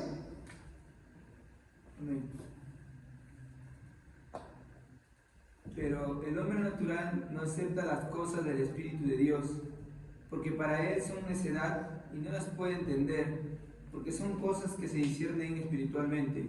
Entonces, ¿qué dice mucho ahí? Esas son necedades. Lo más referente a esa palabra. Esas son necedades. Vamos a ver otra versión. Nueva traducción viviente. Amén. Pero los que no son espirituales no pueden recibir esas verdades de parte del Espíritu de Dios. Todo les suena ridículo y no pueden entenderlo, porque los que son espirituales pueden entender lo que el Espíritu quiere decir. Esas son ridiculeces. ¿No? Ahora, la Reina Valera o NBI, ¿qué dice? Amén. Pero el hombre natural no percibe las cosas que son del Espíritu de Dios, porque para él son locura y no las puede entender, porque se han de discernir espiritualmente. ¿Qué dice? No las puede entender. Y la Reina Valera, porque ya leyeron, ¿qué dice? Son locura. ¿No son las palabras que los incrédulos usan? Cuando se les predica el Evangelio, ¿no es lo que ellos dicen siempre? ¿Ah? ¿No es lo que mencionan ellos siempre? No, esos son tonterías, esos son locuras. Cuando tú lees el capítulo 2, ¿qué es lo que dice el título? Que le ponen muchas Biblias. Muy bien. Te va a hablar de la predicación de Cristo crucificado. Entonces, para el incrédulo, no para el que se niega, para el orgulloso, para el altivo, son tonterías, son necedades, son ridiculeces, son locuras, no las puede entender simplemente. ¿Qué dice la Biblia sobre el hombre natural? ¿Las puede entender? No las puede entender. Por eso, a menos que reciba la gracia del Señor, no puede entender. Por eso Pablo, cuando pasa en su discurso de Corintios, llegando al capítulo 4, el versículo 7, dice, pues ¿qué tienes tú que no hayas recibido de Dios? Y si lo tienes, ¿por qué te jactas como si no lo hubieras recibido?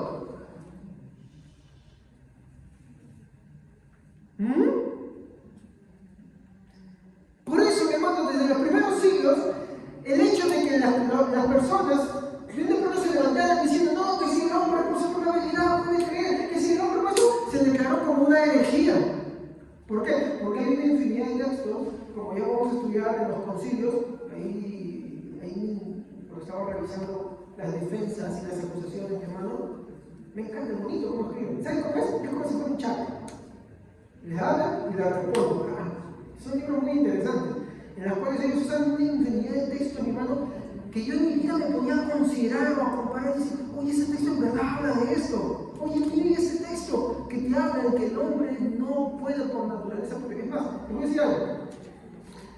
Yo no soy arminiano, pero a mí, ¿saben qué decía? A mí me decía en cuanto a esto, es imposible que el hombre pueda creer por su propia habilidad. ¿Y quiénes cambiaron eso? Sus discípulos. Sus discípulos lo llevaron más allá. Por el hecho de la gracia, si se resiste o no se resiste. Por eso hoy en día, más que un arminianismo, hay un pelagianismo en muchas iglesias. Cuando tú le preguntas, no, es que yo soy nada porque yo. Pero es que ese Dios no se deja desde el principio. Y ahí está el problema. Y es triste. Hermanos, yo también creía lo mismo. Yo también creía eso. Yo también decía lo mismo. Por eso, hermanos, cuando tú ves, mi hermano, constantemente lo que la palabra de Dios dice, ¿no? Por un lado tú ves que Dios está llamando y sí, llama. Y por el otro lado tú ves la resistencia natural y innata del ser humano. Entonces tú ves ahí que ese Dios que llama, ese Dios que pide que el hombre crea, es aquel que también le suministra el hombre para crear. Vamos a llegar a ese texto, pero de una forma completa. Vamos a llegar a esos textos. Muy bien. Entonces, vemos acá que la respuesta del hombre natural es que no puede. Es más, ¿por qué? Porque no entiende. Por eso cuando tú lees Romanos 3, ¿qué te dice a partir del versículo 10? No hay justo ni uno. No hay, otra vez dice, quien entienda. Ni uno busca a Dios. Y ni uno busca a Dios. Esa es la respuesta del hombre natural. Ni uno busca a Dios. Y acá es donde yo quiero ir a algo más. Ese yo lo he tocado varias veces, pero ahora sí lo voy a tocar porque llegó el momento. La causa de esa negligencia. ¿Por qué el hombre resiste constantemente?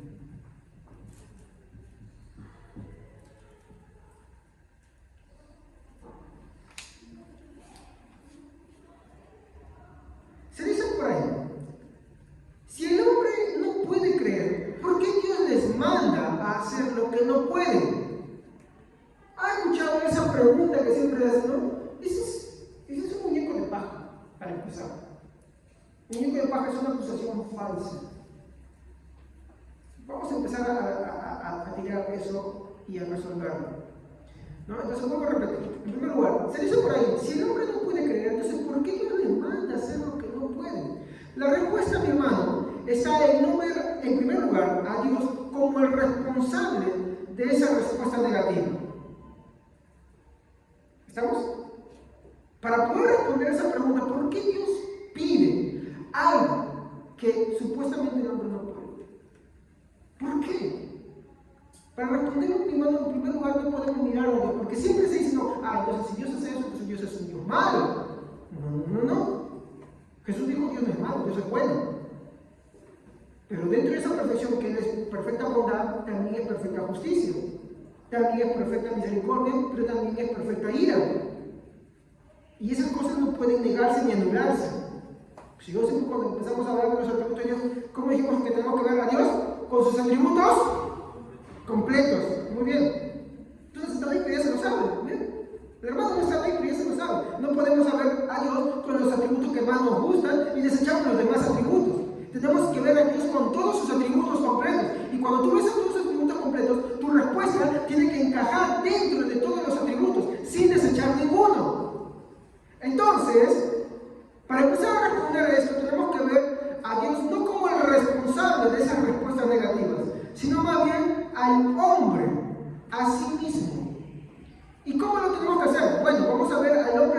desnudez del huerto del Edén, donde voluntariamente se entregó a este rechazo a Dios. En Edén, el hombre se entregó voluntariamente. Cuando Dios crea al hombre, Dios le da lo que se llama perfecta libertad. Porque en el huerto del Edén, Dios le da. Y como les dije la semana pasada, en el huerto del Edén no solamente pone el árbol del bien y del conocimiento de mal. ¿Qué también pone? El árbol de la vida. Pastor, ¿no lo ve? Sí, cuando tú avanzas, ¿qué dice, no? Y que pone los querubines en la entrada para que el hombre no extienda su mano y viva para siempre. ¿Cuál era la posición del hombre? Que el hombre tenía la libertad de un estado mutable, en la cual, mutable que cambia, en la cual, si tomaba del árbol de la vida, viviría, pero si comía del árbol del bien y el mal, moriría. El hombre o Adán o Eva estaban en una posición mutable. Su condición podía mejorar, pero también podía. Muy bien. Y esa forma en la que él podía mejorar su vida, ¿iba a ser para siempre? ¿Si tomaba el árbol de la vida? Sí. Pero si tomaba el árbol del bien y el mal, ¿esa posición iba a ser también? Para siempre. Pues nosotros posteridad. Porque ¿qué dijo Dios? Ciertamente el día en que comas de ese árbol, morirás. Y Pablo dice, por cuanto un hombre pecó, todos pecaron. Porque así como la muerte entró por un hombre, la muerte pasó a todos los hombres, por cuanto todos. ¿Se dan cuenta? Muy bien. Entonces, la posición mutable en la que estaba el hombre, según la elección que él hizo, ¿fue para bien o para mal? En ese momento, él tenía la libertad de Dios que le había dado como una creación perfecta que Dios había hecho, de poder ir a Dios por su propia capacidad. Podía, pero la perdió cuando tomó del árbol del conocimiento del bien y del mal. Y con eso pasó a su posteridad. Miren, vamos a ver acá. Génesis, capítulo 3, versículo 4 al 6.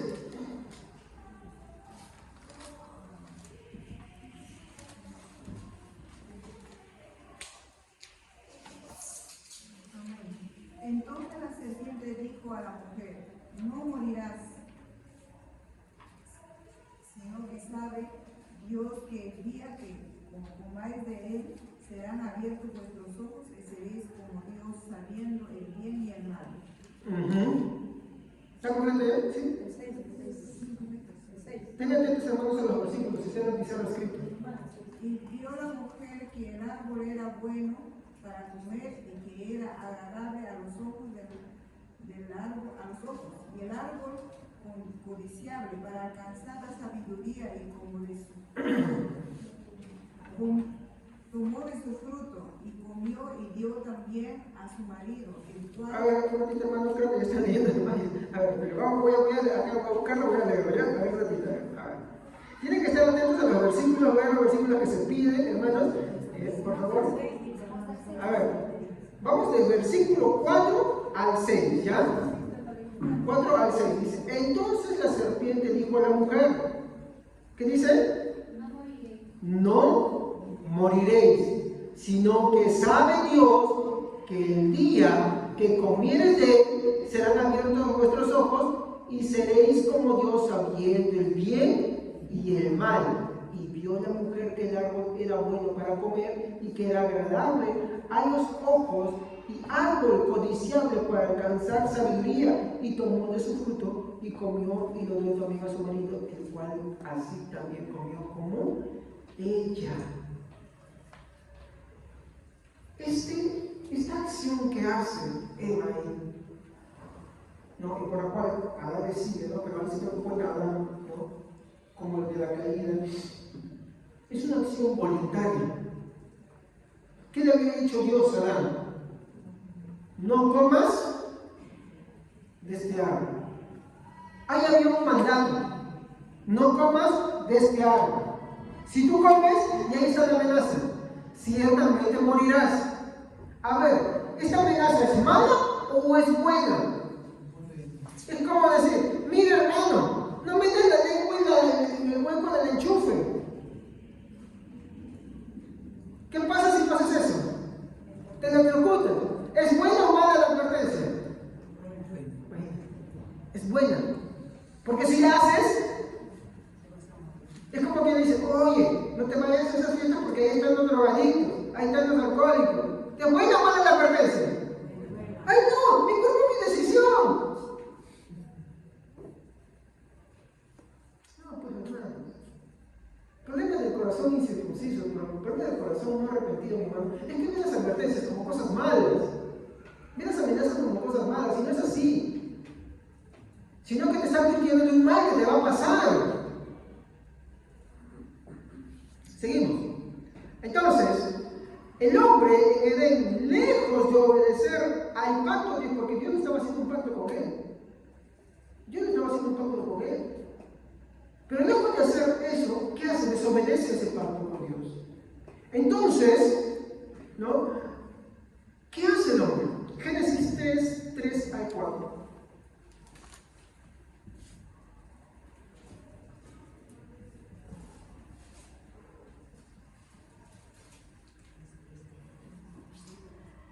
Pero en cuanto al fruto del árbol que está en medio del jardín, Dios nos ha dicho: no coman de ese árbol, ni lo toquen, de lo contrario morirán. Pero la serpiente le dijo a la mujer: no es cierto, no van a morir. Muy bien. El hombre en Edén, lejos de obedecer al pacto con Dios, hizo un pacto con Satanás. Listo, vamos a tomar el versículo, no, que lo colocará. Vamos a llegar. A ver, ahora leemos el versículo 5 al 7. Dios sabe muy bien que cuando coman de ese árbol, se les abrirán los ojos y llegarán a ser como Dios, conocedores del bien y del mal.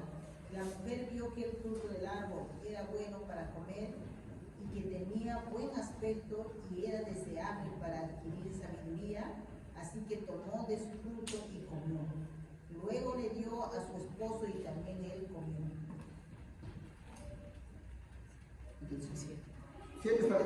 En ese momento se le abrieron los ojos y tomaron conciencia de su desnudez. Por eso, para cubrirse, entretejieron hojas de higuera. Lejos de desobedecer el pacto con Dios, cuando Dios le dice no, pero cuando Satanás dice no, sabe Dios lo contrario, ¿qué hace con Satanás? Entra en el pacto con él. Porque lejos de obedecer a Dios, ¿en quién están obedeciendo? Al diablo. Exacto.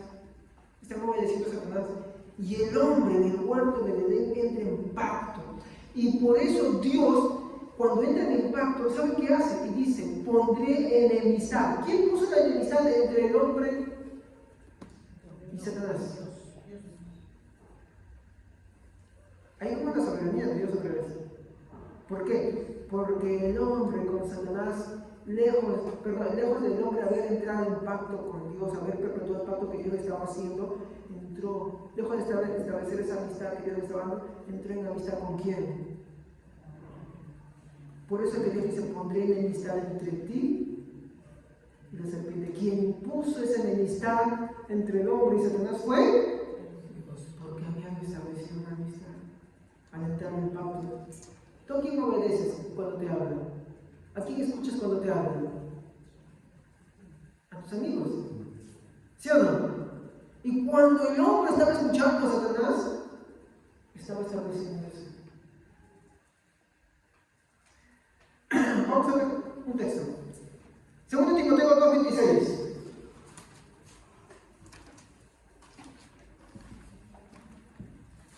Segundo Timoteo 2:26. De modo que se despierten y escapen de la trampa en que el diablo los tiene cautivos, sumisos a su voluntad. ¿Escucharon eso? Ahora déjenlo otra vez. De escapen de la trampa en que el diablo los tiene cautivos, sumisos a su voluntad. El género humano, el hombre natural, está sumiso ¿a qué? ¿A la voluntad de quién? Así es el hombre natural, por eso no puede. Está sumiso a él. ¿A causa de qué? De lo que sucedió en Edén.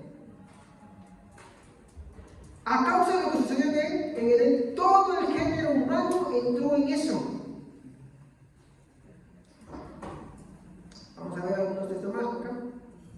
Entonces, mi hermano, Dios en su bondad llama y hace que el hombre, no, pero, disculpe, acá damos un ratito.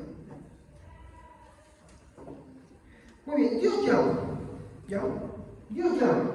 En el verso que estamos entendiendo, Dios llama, ¿no? O sea, ustedes que Dios llama a la acción, ¿no?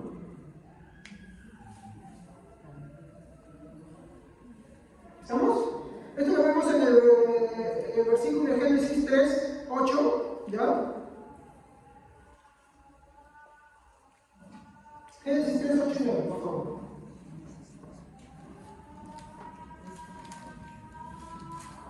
Y oyeron la voz de Jehová, Dios, que se paseaba en el huerto, al aire del día.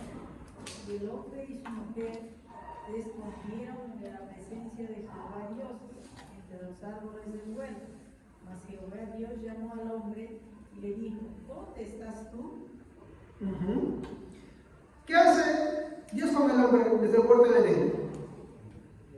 Lo llama. ¿Y qué hace el hombre? Muy bien. Se esconde.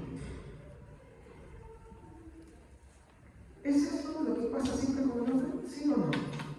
No, pero oye, espérense, vamos a llegar a eso, porque yo tengo que tratar eso. Muy bien.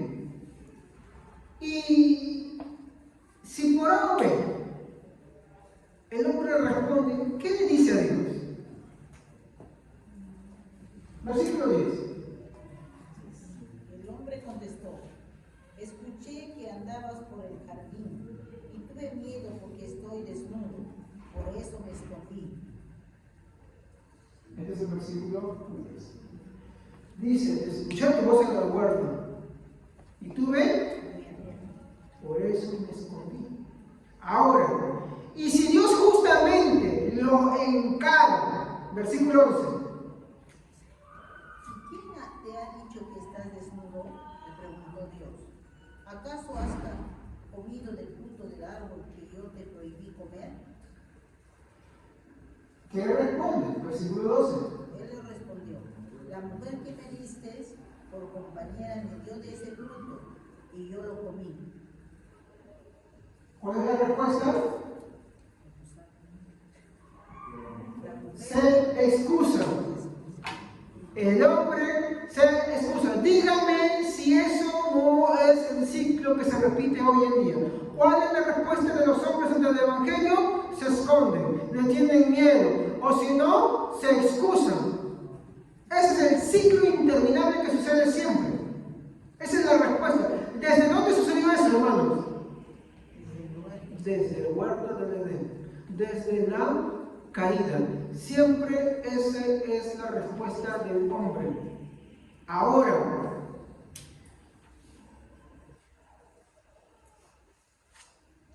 quiero hacerles una pregunta. ¿Por qué más no responde el hombre?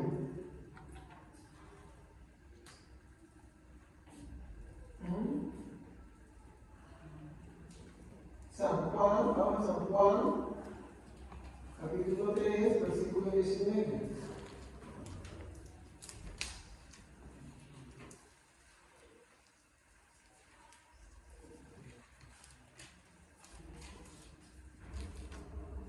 Y esta es la condenación, que la luz vino al mundo y los hombres amaron más las tinieblas que la luz, porque sus obras eran malas. Muy bien, ¿por qué no viene al Evangelio? El hombre ama voluntariamente su rebeldía. ¿Y saben qué? Cuando yo veo la palabra amar, ¿saben qué significa? quiere mucho, ¿sí o no? El hombre ama ser así.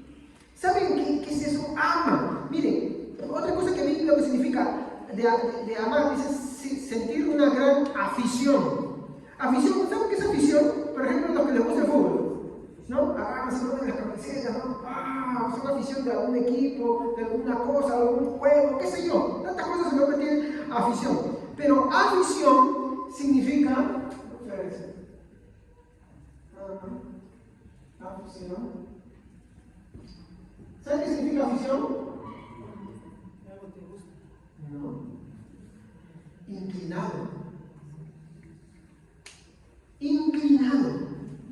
Y díganme qué es lo que dice en Génesis, Reina Valera, Génesis 6, 4.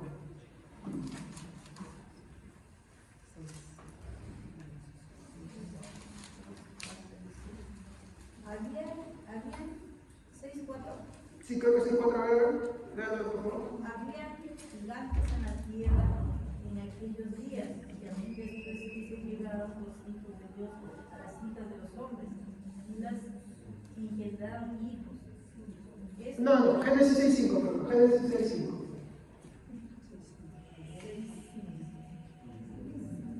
Amén. Y vio Jehová que la maldad de los hombres era mucha en la tierra, y que todos los designios y los pensamientos del corazón de ellos eran de continuos solamente en manos. Muy bien, ahí está esa inclinación, algo de continuo en el hombre. Hermanos, de entre todos los pecados, ¿qué es lo continuo en el hombre?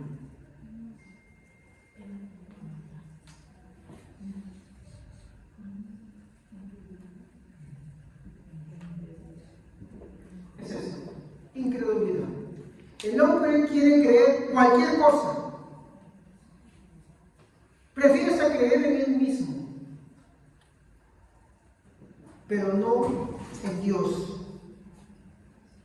Ahora, finalmente, quiero entrar a esa parte.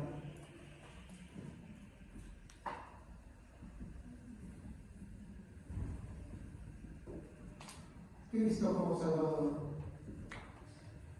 Vamos a empezar, en primer lugar, con que el hombre, mi hermano, necesita un Salvador de su propia incredulidad.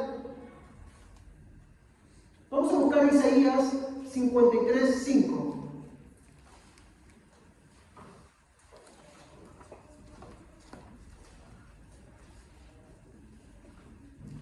Mas él, herido fue por nuestras rebeliones, morido por nuestros pecados, el castigo de nuestra paz fue sobre él, y por sus llagas fuimos nosotros curados. Muy bien, antes de explicar este versículo de Isaías, capítulo 53, ¿qué? 5. Ya, a ver. Quiero hacerles esta pregunta, hermanos. ¿La incredulidad es un pecado o no es un pecado? Miren, escuchen. Si la incredulidad es un pecado y Cristo murió por la incredulidad, ¿puede el hombre creer naturalmente y propiamente? Porque si yo digo que no, entonces Cristo no murió por eso. Y estaría diciendo que ser incrédulo no es pecado. Y díganme, un hombre puede hacer lo bueno, puede hacer lo opuesto, pero simplemente no quiere creer en Dios. ¿Se va al cielo o se va al infierno? ¿Por qué?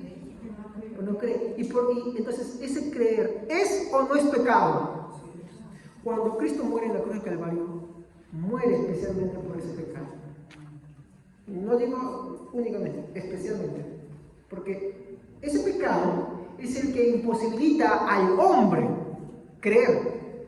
Si tú niegas eso, estás diciendo que ser incrédulo no es pecado. Entonces para ti el ateo, como ahora la locura que ha dicho el Papa Francisco ha dicho, ¿no?, que los ateos también pueden salvarse. Pues aquí hay una división grande que se están haciendo ahí. Hay una división grande en la Iglesia Católica por esa afirmación. Entonces tú estás haciendo lo mismo. Mi hermano, la incredulidad es pecado. Y Cristo murió. Y no se lo voy a comprobar. Ahora sí lo voy a comprobar con un texto más. Cristo en la cruz muere por eso. O sea, ¿qué está haciendo en la cruz? Está perdonando la incredulidad, porque la incredulidad es algo propio, innato del hombre desde el huerto del Edén. Es uno de los pecados. Es más, cuando la Biblia dice, yo pido que se oren, pero hay un pecado por el cual pido no se oren, que es para muerte. ¿A qué pecado creen que se refiere? La incredulidad. El pecado de muerte no es el adulterio, la fornicación, pues no. El pecado de muerte, hermanos, es la incredulidad. Pero cuando alguien es incrédulo, ¿qué puede hacer por él? Nada. No quiere creer. No puede hacer nada por eso.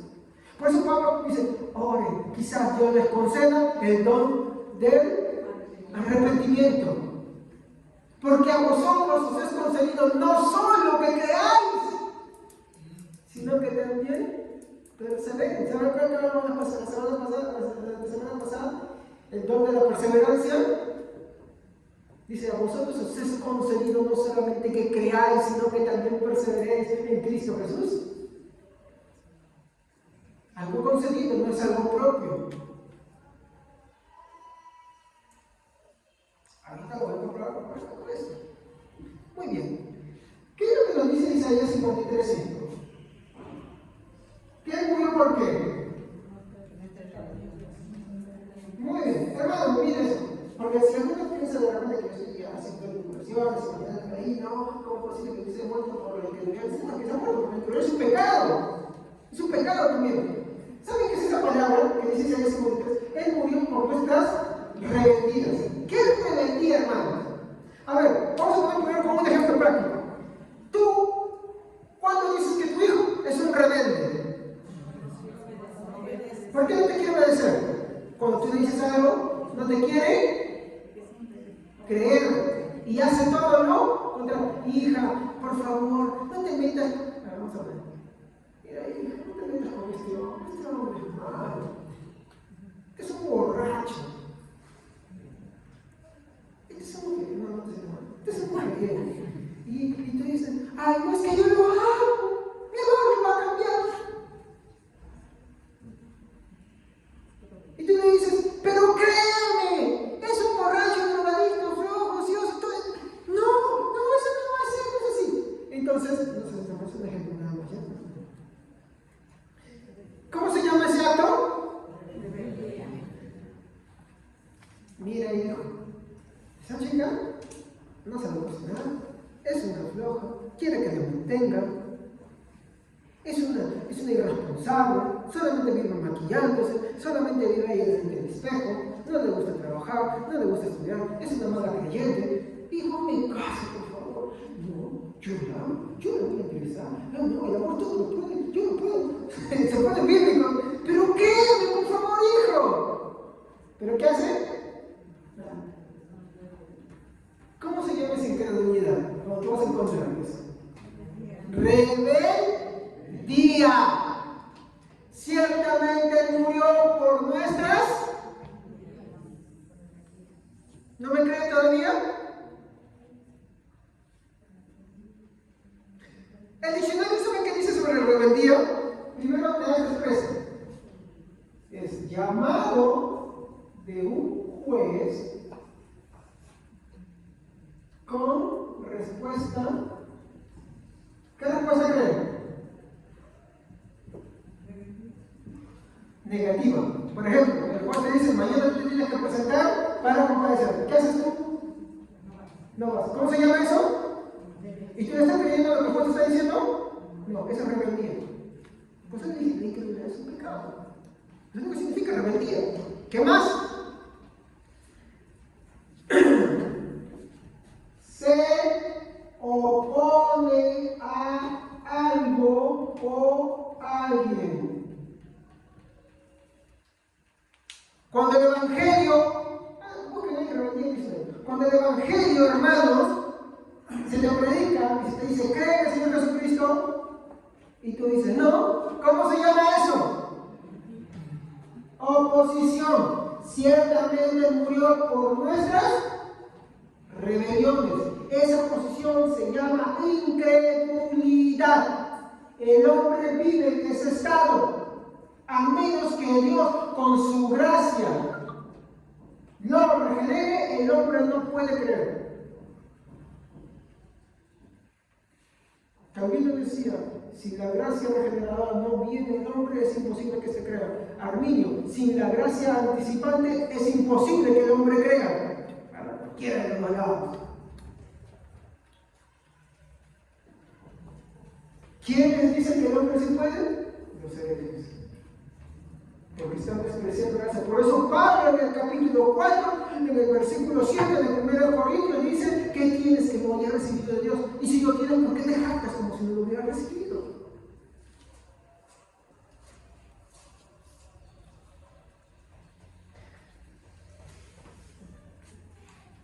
También significa esto, duro de dirigir.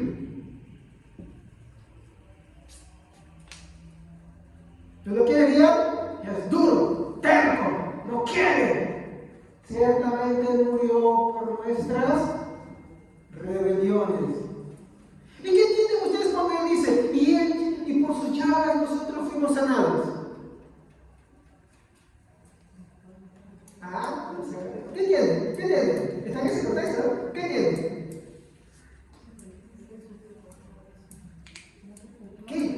Ciertamente ciertamente por sus llagas nosotros fuimos curados. ¿Qué entienden por eso?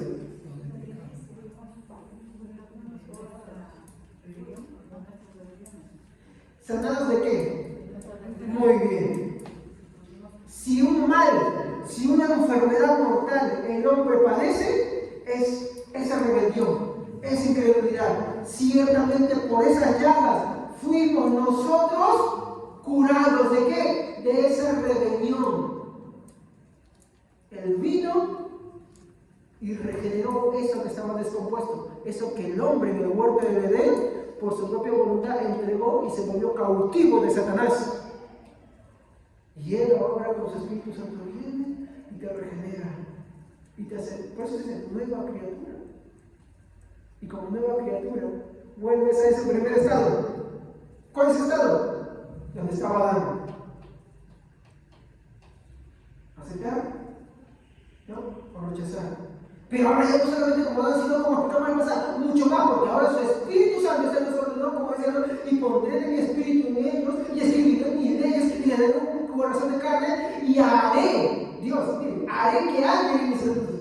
Y uno de los primeros estatutos con el cual empieza el decálogo es amarás al Señor Dios con todo tu corazón, con toda tu mente. Entonces, ¿tenemos más que Adán? Sí, hemos recibido más que Adán, porque hemos regresado a ese lugar y en esa posición, ahora sí, libertados, regenerados y con la ayuda del Espíritu Santo, tenemos algo más que Adán. Ahora sí, ese impulso que da el Espíritu Santo para amarnos y cuando dice, toma la vida. ¿Y esa naturaleza quién es? Cristo. Cristo. Porque desde ahí estaba mostrado así, es Cristo. Entonces ahora sí, el hombre por medio del Espíritu Santo ama a Dios para eso. Y estamos ahí. ¿Por qué? Porque sí vivimos con esas cosas. Estamos ahí, amamos a Dios, pero ahí estamos luchando con el pecado. Pues Pablo dice, no, estoy en este cuerpo de muerte, ¿no? Pero gracias tuya a Jesucristo que me ha, ¿qué cosa? Libertado. Los fariseos decían, nosotros somos hijos de Abraham, somos libres, y dicen que somos esclavos. Sí, porque el esclavo no queda en casa, pero vosotros sois esclavos de Satanás porque Satanás peca desde el principio, ustedes también pecan desde el principio. ¿Y qué puede era el pecado que ellos tenían? La incredulidad, porque no querían creer en Cristo Jesús. Y por eso Jesús les dice, otra vez ahí, les dice, no, si el Hijo libertad seréis verdaderamente libres. Y ustedes no lo oyen porque no son míos, y no lo oían porque no eran libres. A menos que el Hijo no te libere, no podrás ser verdaderamente libre. Entonces, Cristo murió por la rebeldía, sí, por esa que te lleva a muerte, por esa incredulidad. Veamos lo que, bueno, mejor voy a eso ponerlo al final ya. Esa rebeldía se muestra en incredulidad. ¿Por qué? Porque lejos, muy lejos de mi hermano, de que Dios se muestre, mi hermano, como un Dios malvado, tirano, es todo lo contrario, es un Dios de amor. ¿Por qué? Porque hace por el hombre lo que el hombre no puede hacer por sí mismo naturalmente. Pero como es justo, cuando es inevitable que Él también sea justo, tiene que castigar la maldad. ¿Por qué? Porque ¿acaso el hombre, mi hermano, cuando peca y hace lo malo, él no quiere hacerlo? Cuando el hombre comete relaciones ilícitas, ¿para él es desagradable? ¿O no mató esta campana y dice, no quiero ir? ¿Hace eso el hombre? ¿O no te daña en sus cosas? ¿O no quiere ir con todo su deseo, con toda su voluntad? ¿O cuando quiere entregarse a cualquier vicio, no lo hace con su propia voluntad o alguien de fuerza? Vamos a ver, Mauricio, ayúdame. Ayúdame, Mauricio. Mauricio, ayúdame. Sí. No lo estamos hablando. Pero digamos que Mauricio está acá. ¿Acaso hay alguien atrás que dice, sí, voy a pecar? No. Cuando él hace que hace, marcha solito haciendo, ¿no? Marcha haciendo. Pero hace solito. No, yo no digo que tú, Yo no digo que tú, sino el hombre naturalmente no hace eso. Cuando quiere entregarse a cualquier vicio, cualquier cosa. Por ejemplo, vamos a dar un ejemplo, hoy día el fútbol, ¿no? Si eres cristiano, bueno, dices que eres cristiano. ¿Él no va a acampar todas las mañanas para ir a iglesias de fútbol?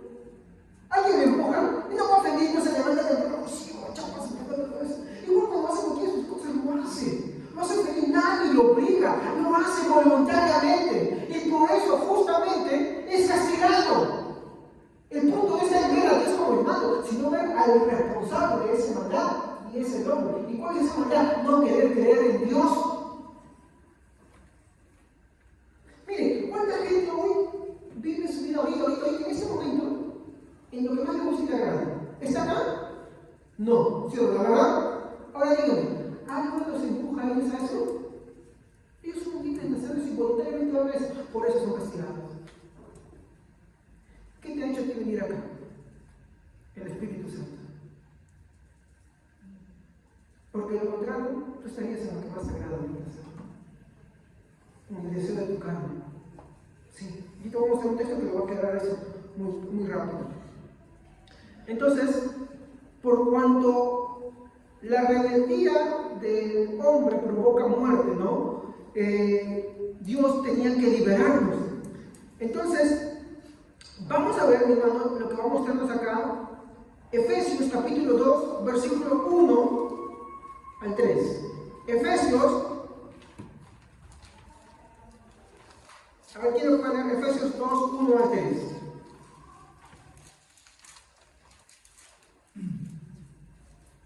Amén.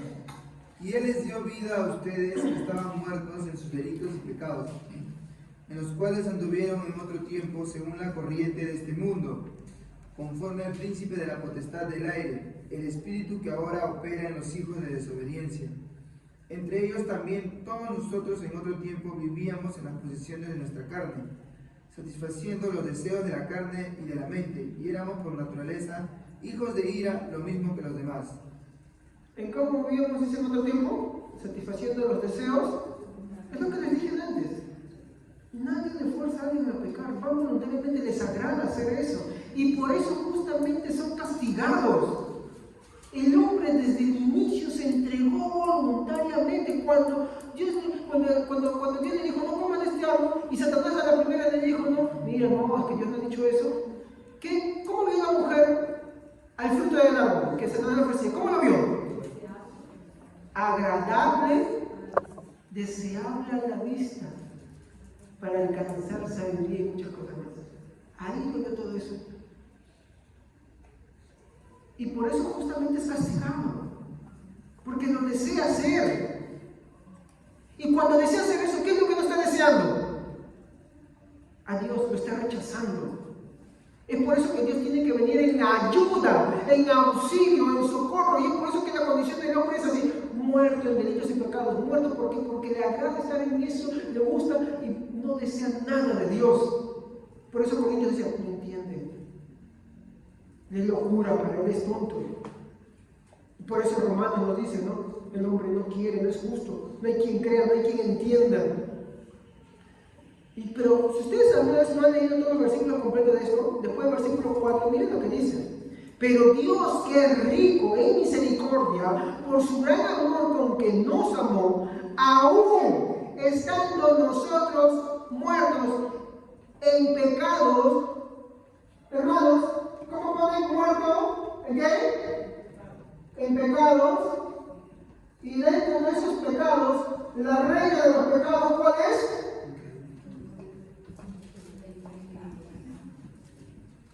Ahí está la reina de los pecados, mi hermano.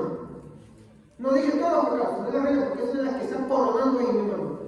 Nosotros estando muertos, incrédulos, muertos en delitos y pecados. Como somos incrédulos, vamos a todos los pecados que nos place y hacemos lo que nuestro corazón desea. Nosotros muertos en delitos y pecados. ¿Qué hace Dios? Dice, mire, versículo 4, dice: pero Dios, que es rico en misericordia por su gran amor con que nos amó, aún estando nosotros muertos en pecado, nos dio vida juntamente con Cristo, por gracia. Miren lo que dice en sus Biblias. Dice, por gracia, por regalo, sois salvos. Y juntamente con Él nos resucitó. ¿Cómo nos resucitó? Porque estábamos muertos en pecados y nos dio vida, nos resucitó de entre los muertos espirituales, está hablando así. Ahora hemos sido restaurados espiritualmente, ¿por qué? Porque hemos pasado de muerte a vida. En ese estado de muerte éramos incrédulos, y en este estado de vida, ¿qué somos ahora?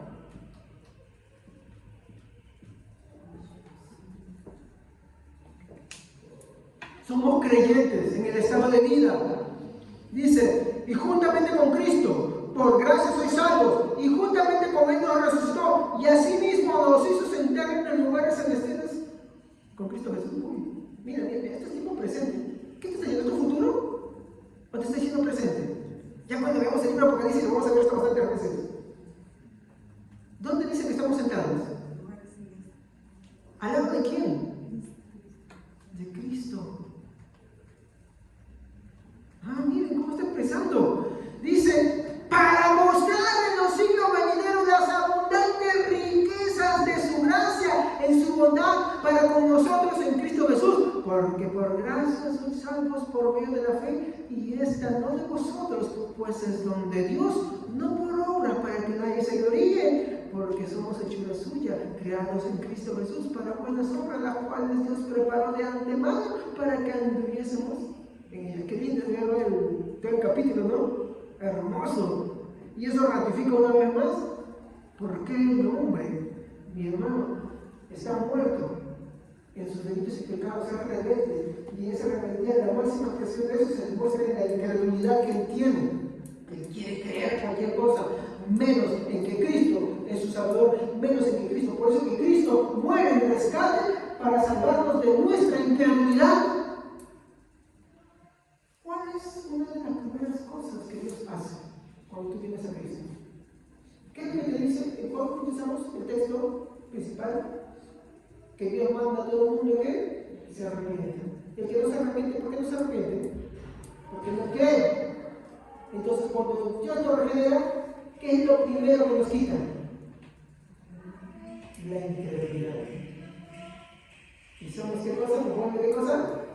Creyentes. ¿Y eso no de quién? Como hemos leído todo el versículo que hemos leído ahorita de los Efesios. Eso no, ¿claro? Don de Dios, eso no de vosotros. Miren, no solamente el versículo 8 y 9, como estamos viendo cómo va la secuencia. Dice que al llegar a eso, como estamos muertos en delitos y pecados. Entonces, el hombre necesita ser salvado de su propia incredulidad. Y por eso nosotros tenemos que orar por todos. ¿Para qué?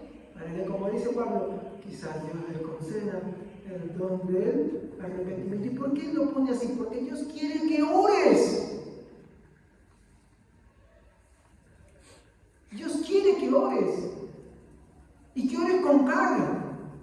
Quizá Dios les conceda. ¿Tú quieres? Que aquellos que no creen, crean. Dios te lo pone en común, quizás, ¿sabes para qué? Para que ruegues, para que estés ferviente en la oración. ¿Tienes alguien que no cree? Muy bien. Ora por él, quizás Dios le concede. Dice quizás para qué, para que tú seas motivado en oración constante. Entonces, esto, mi hermano, ¿qué nos muestra? Dos cosas.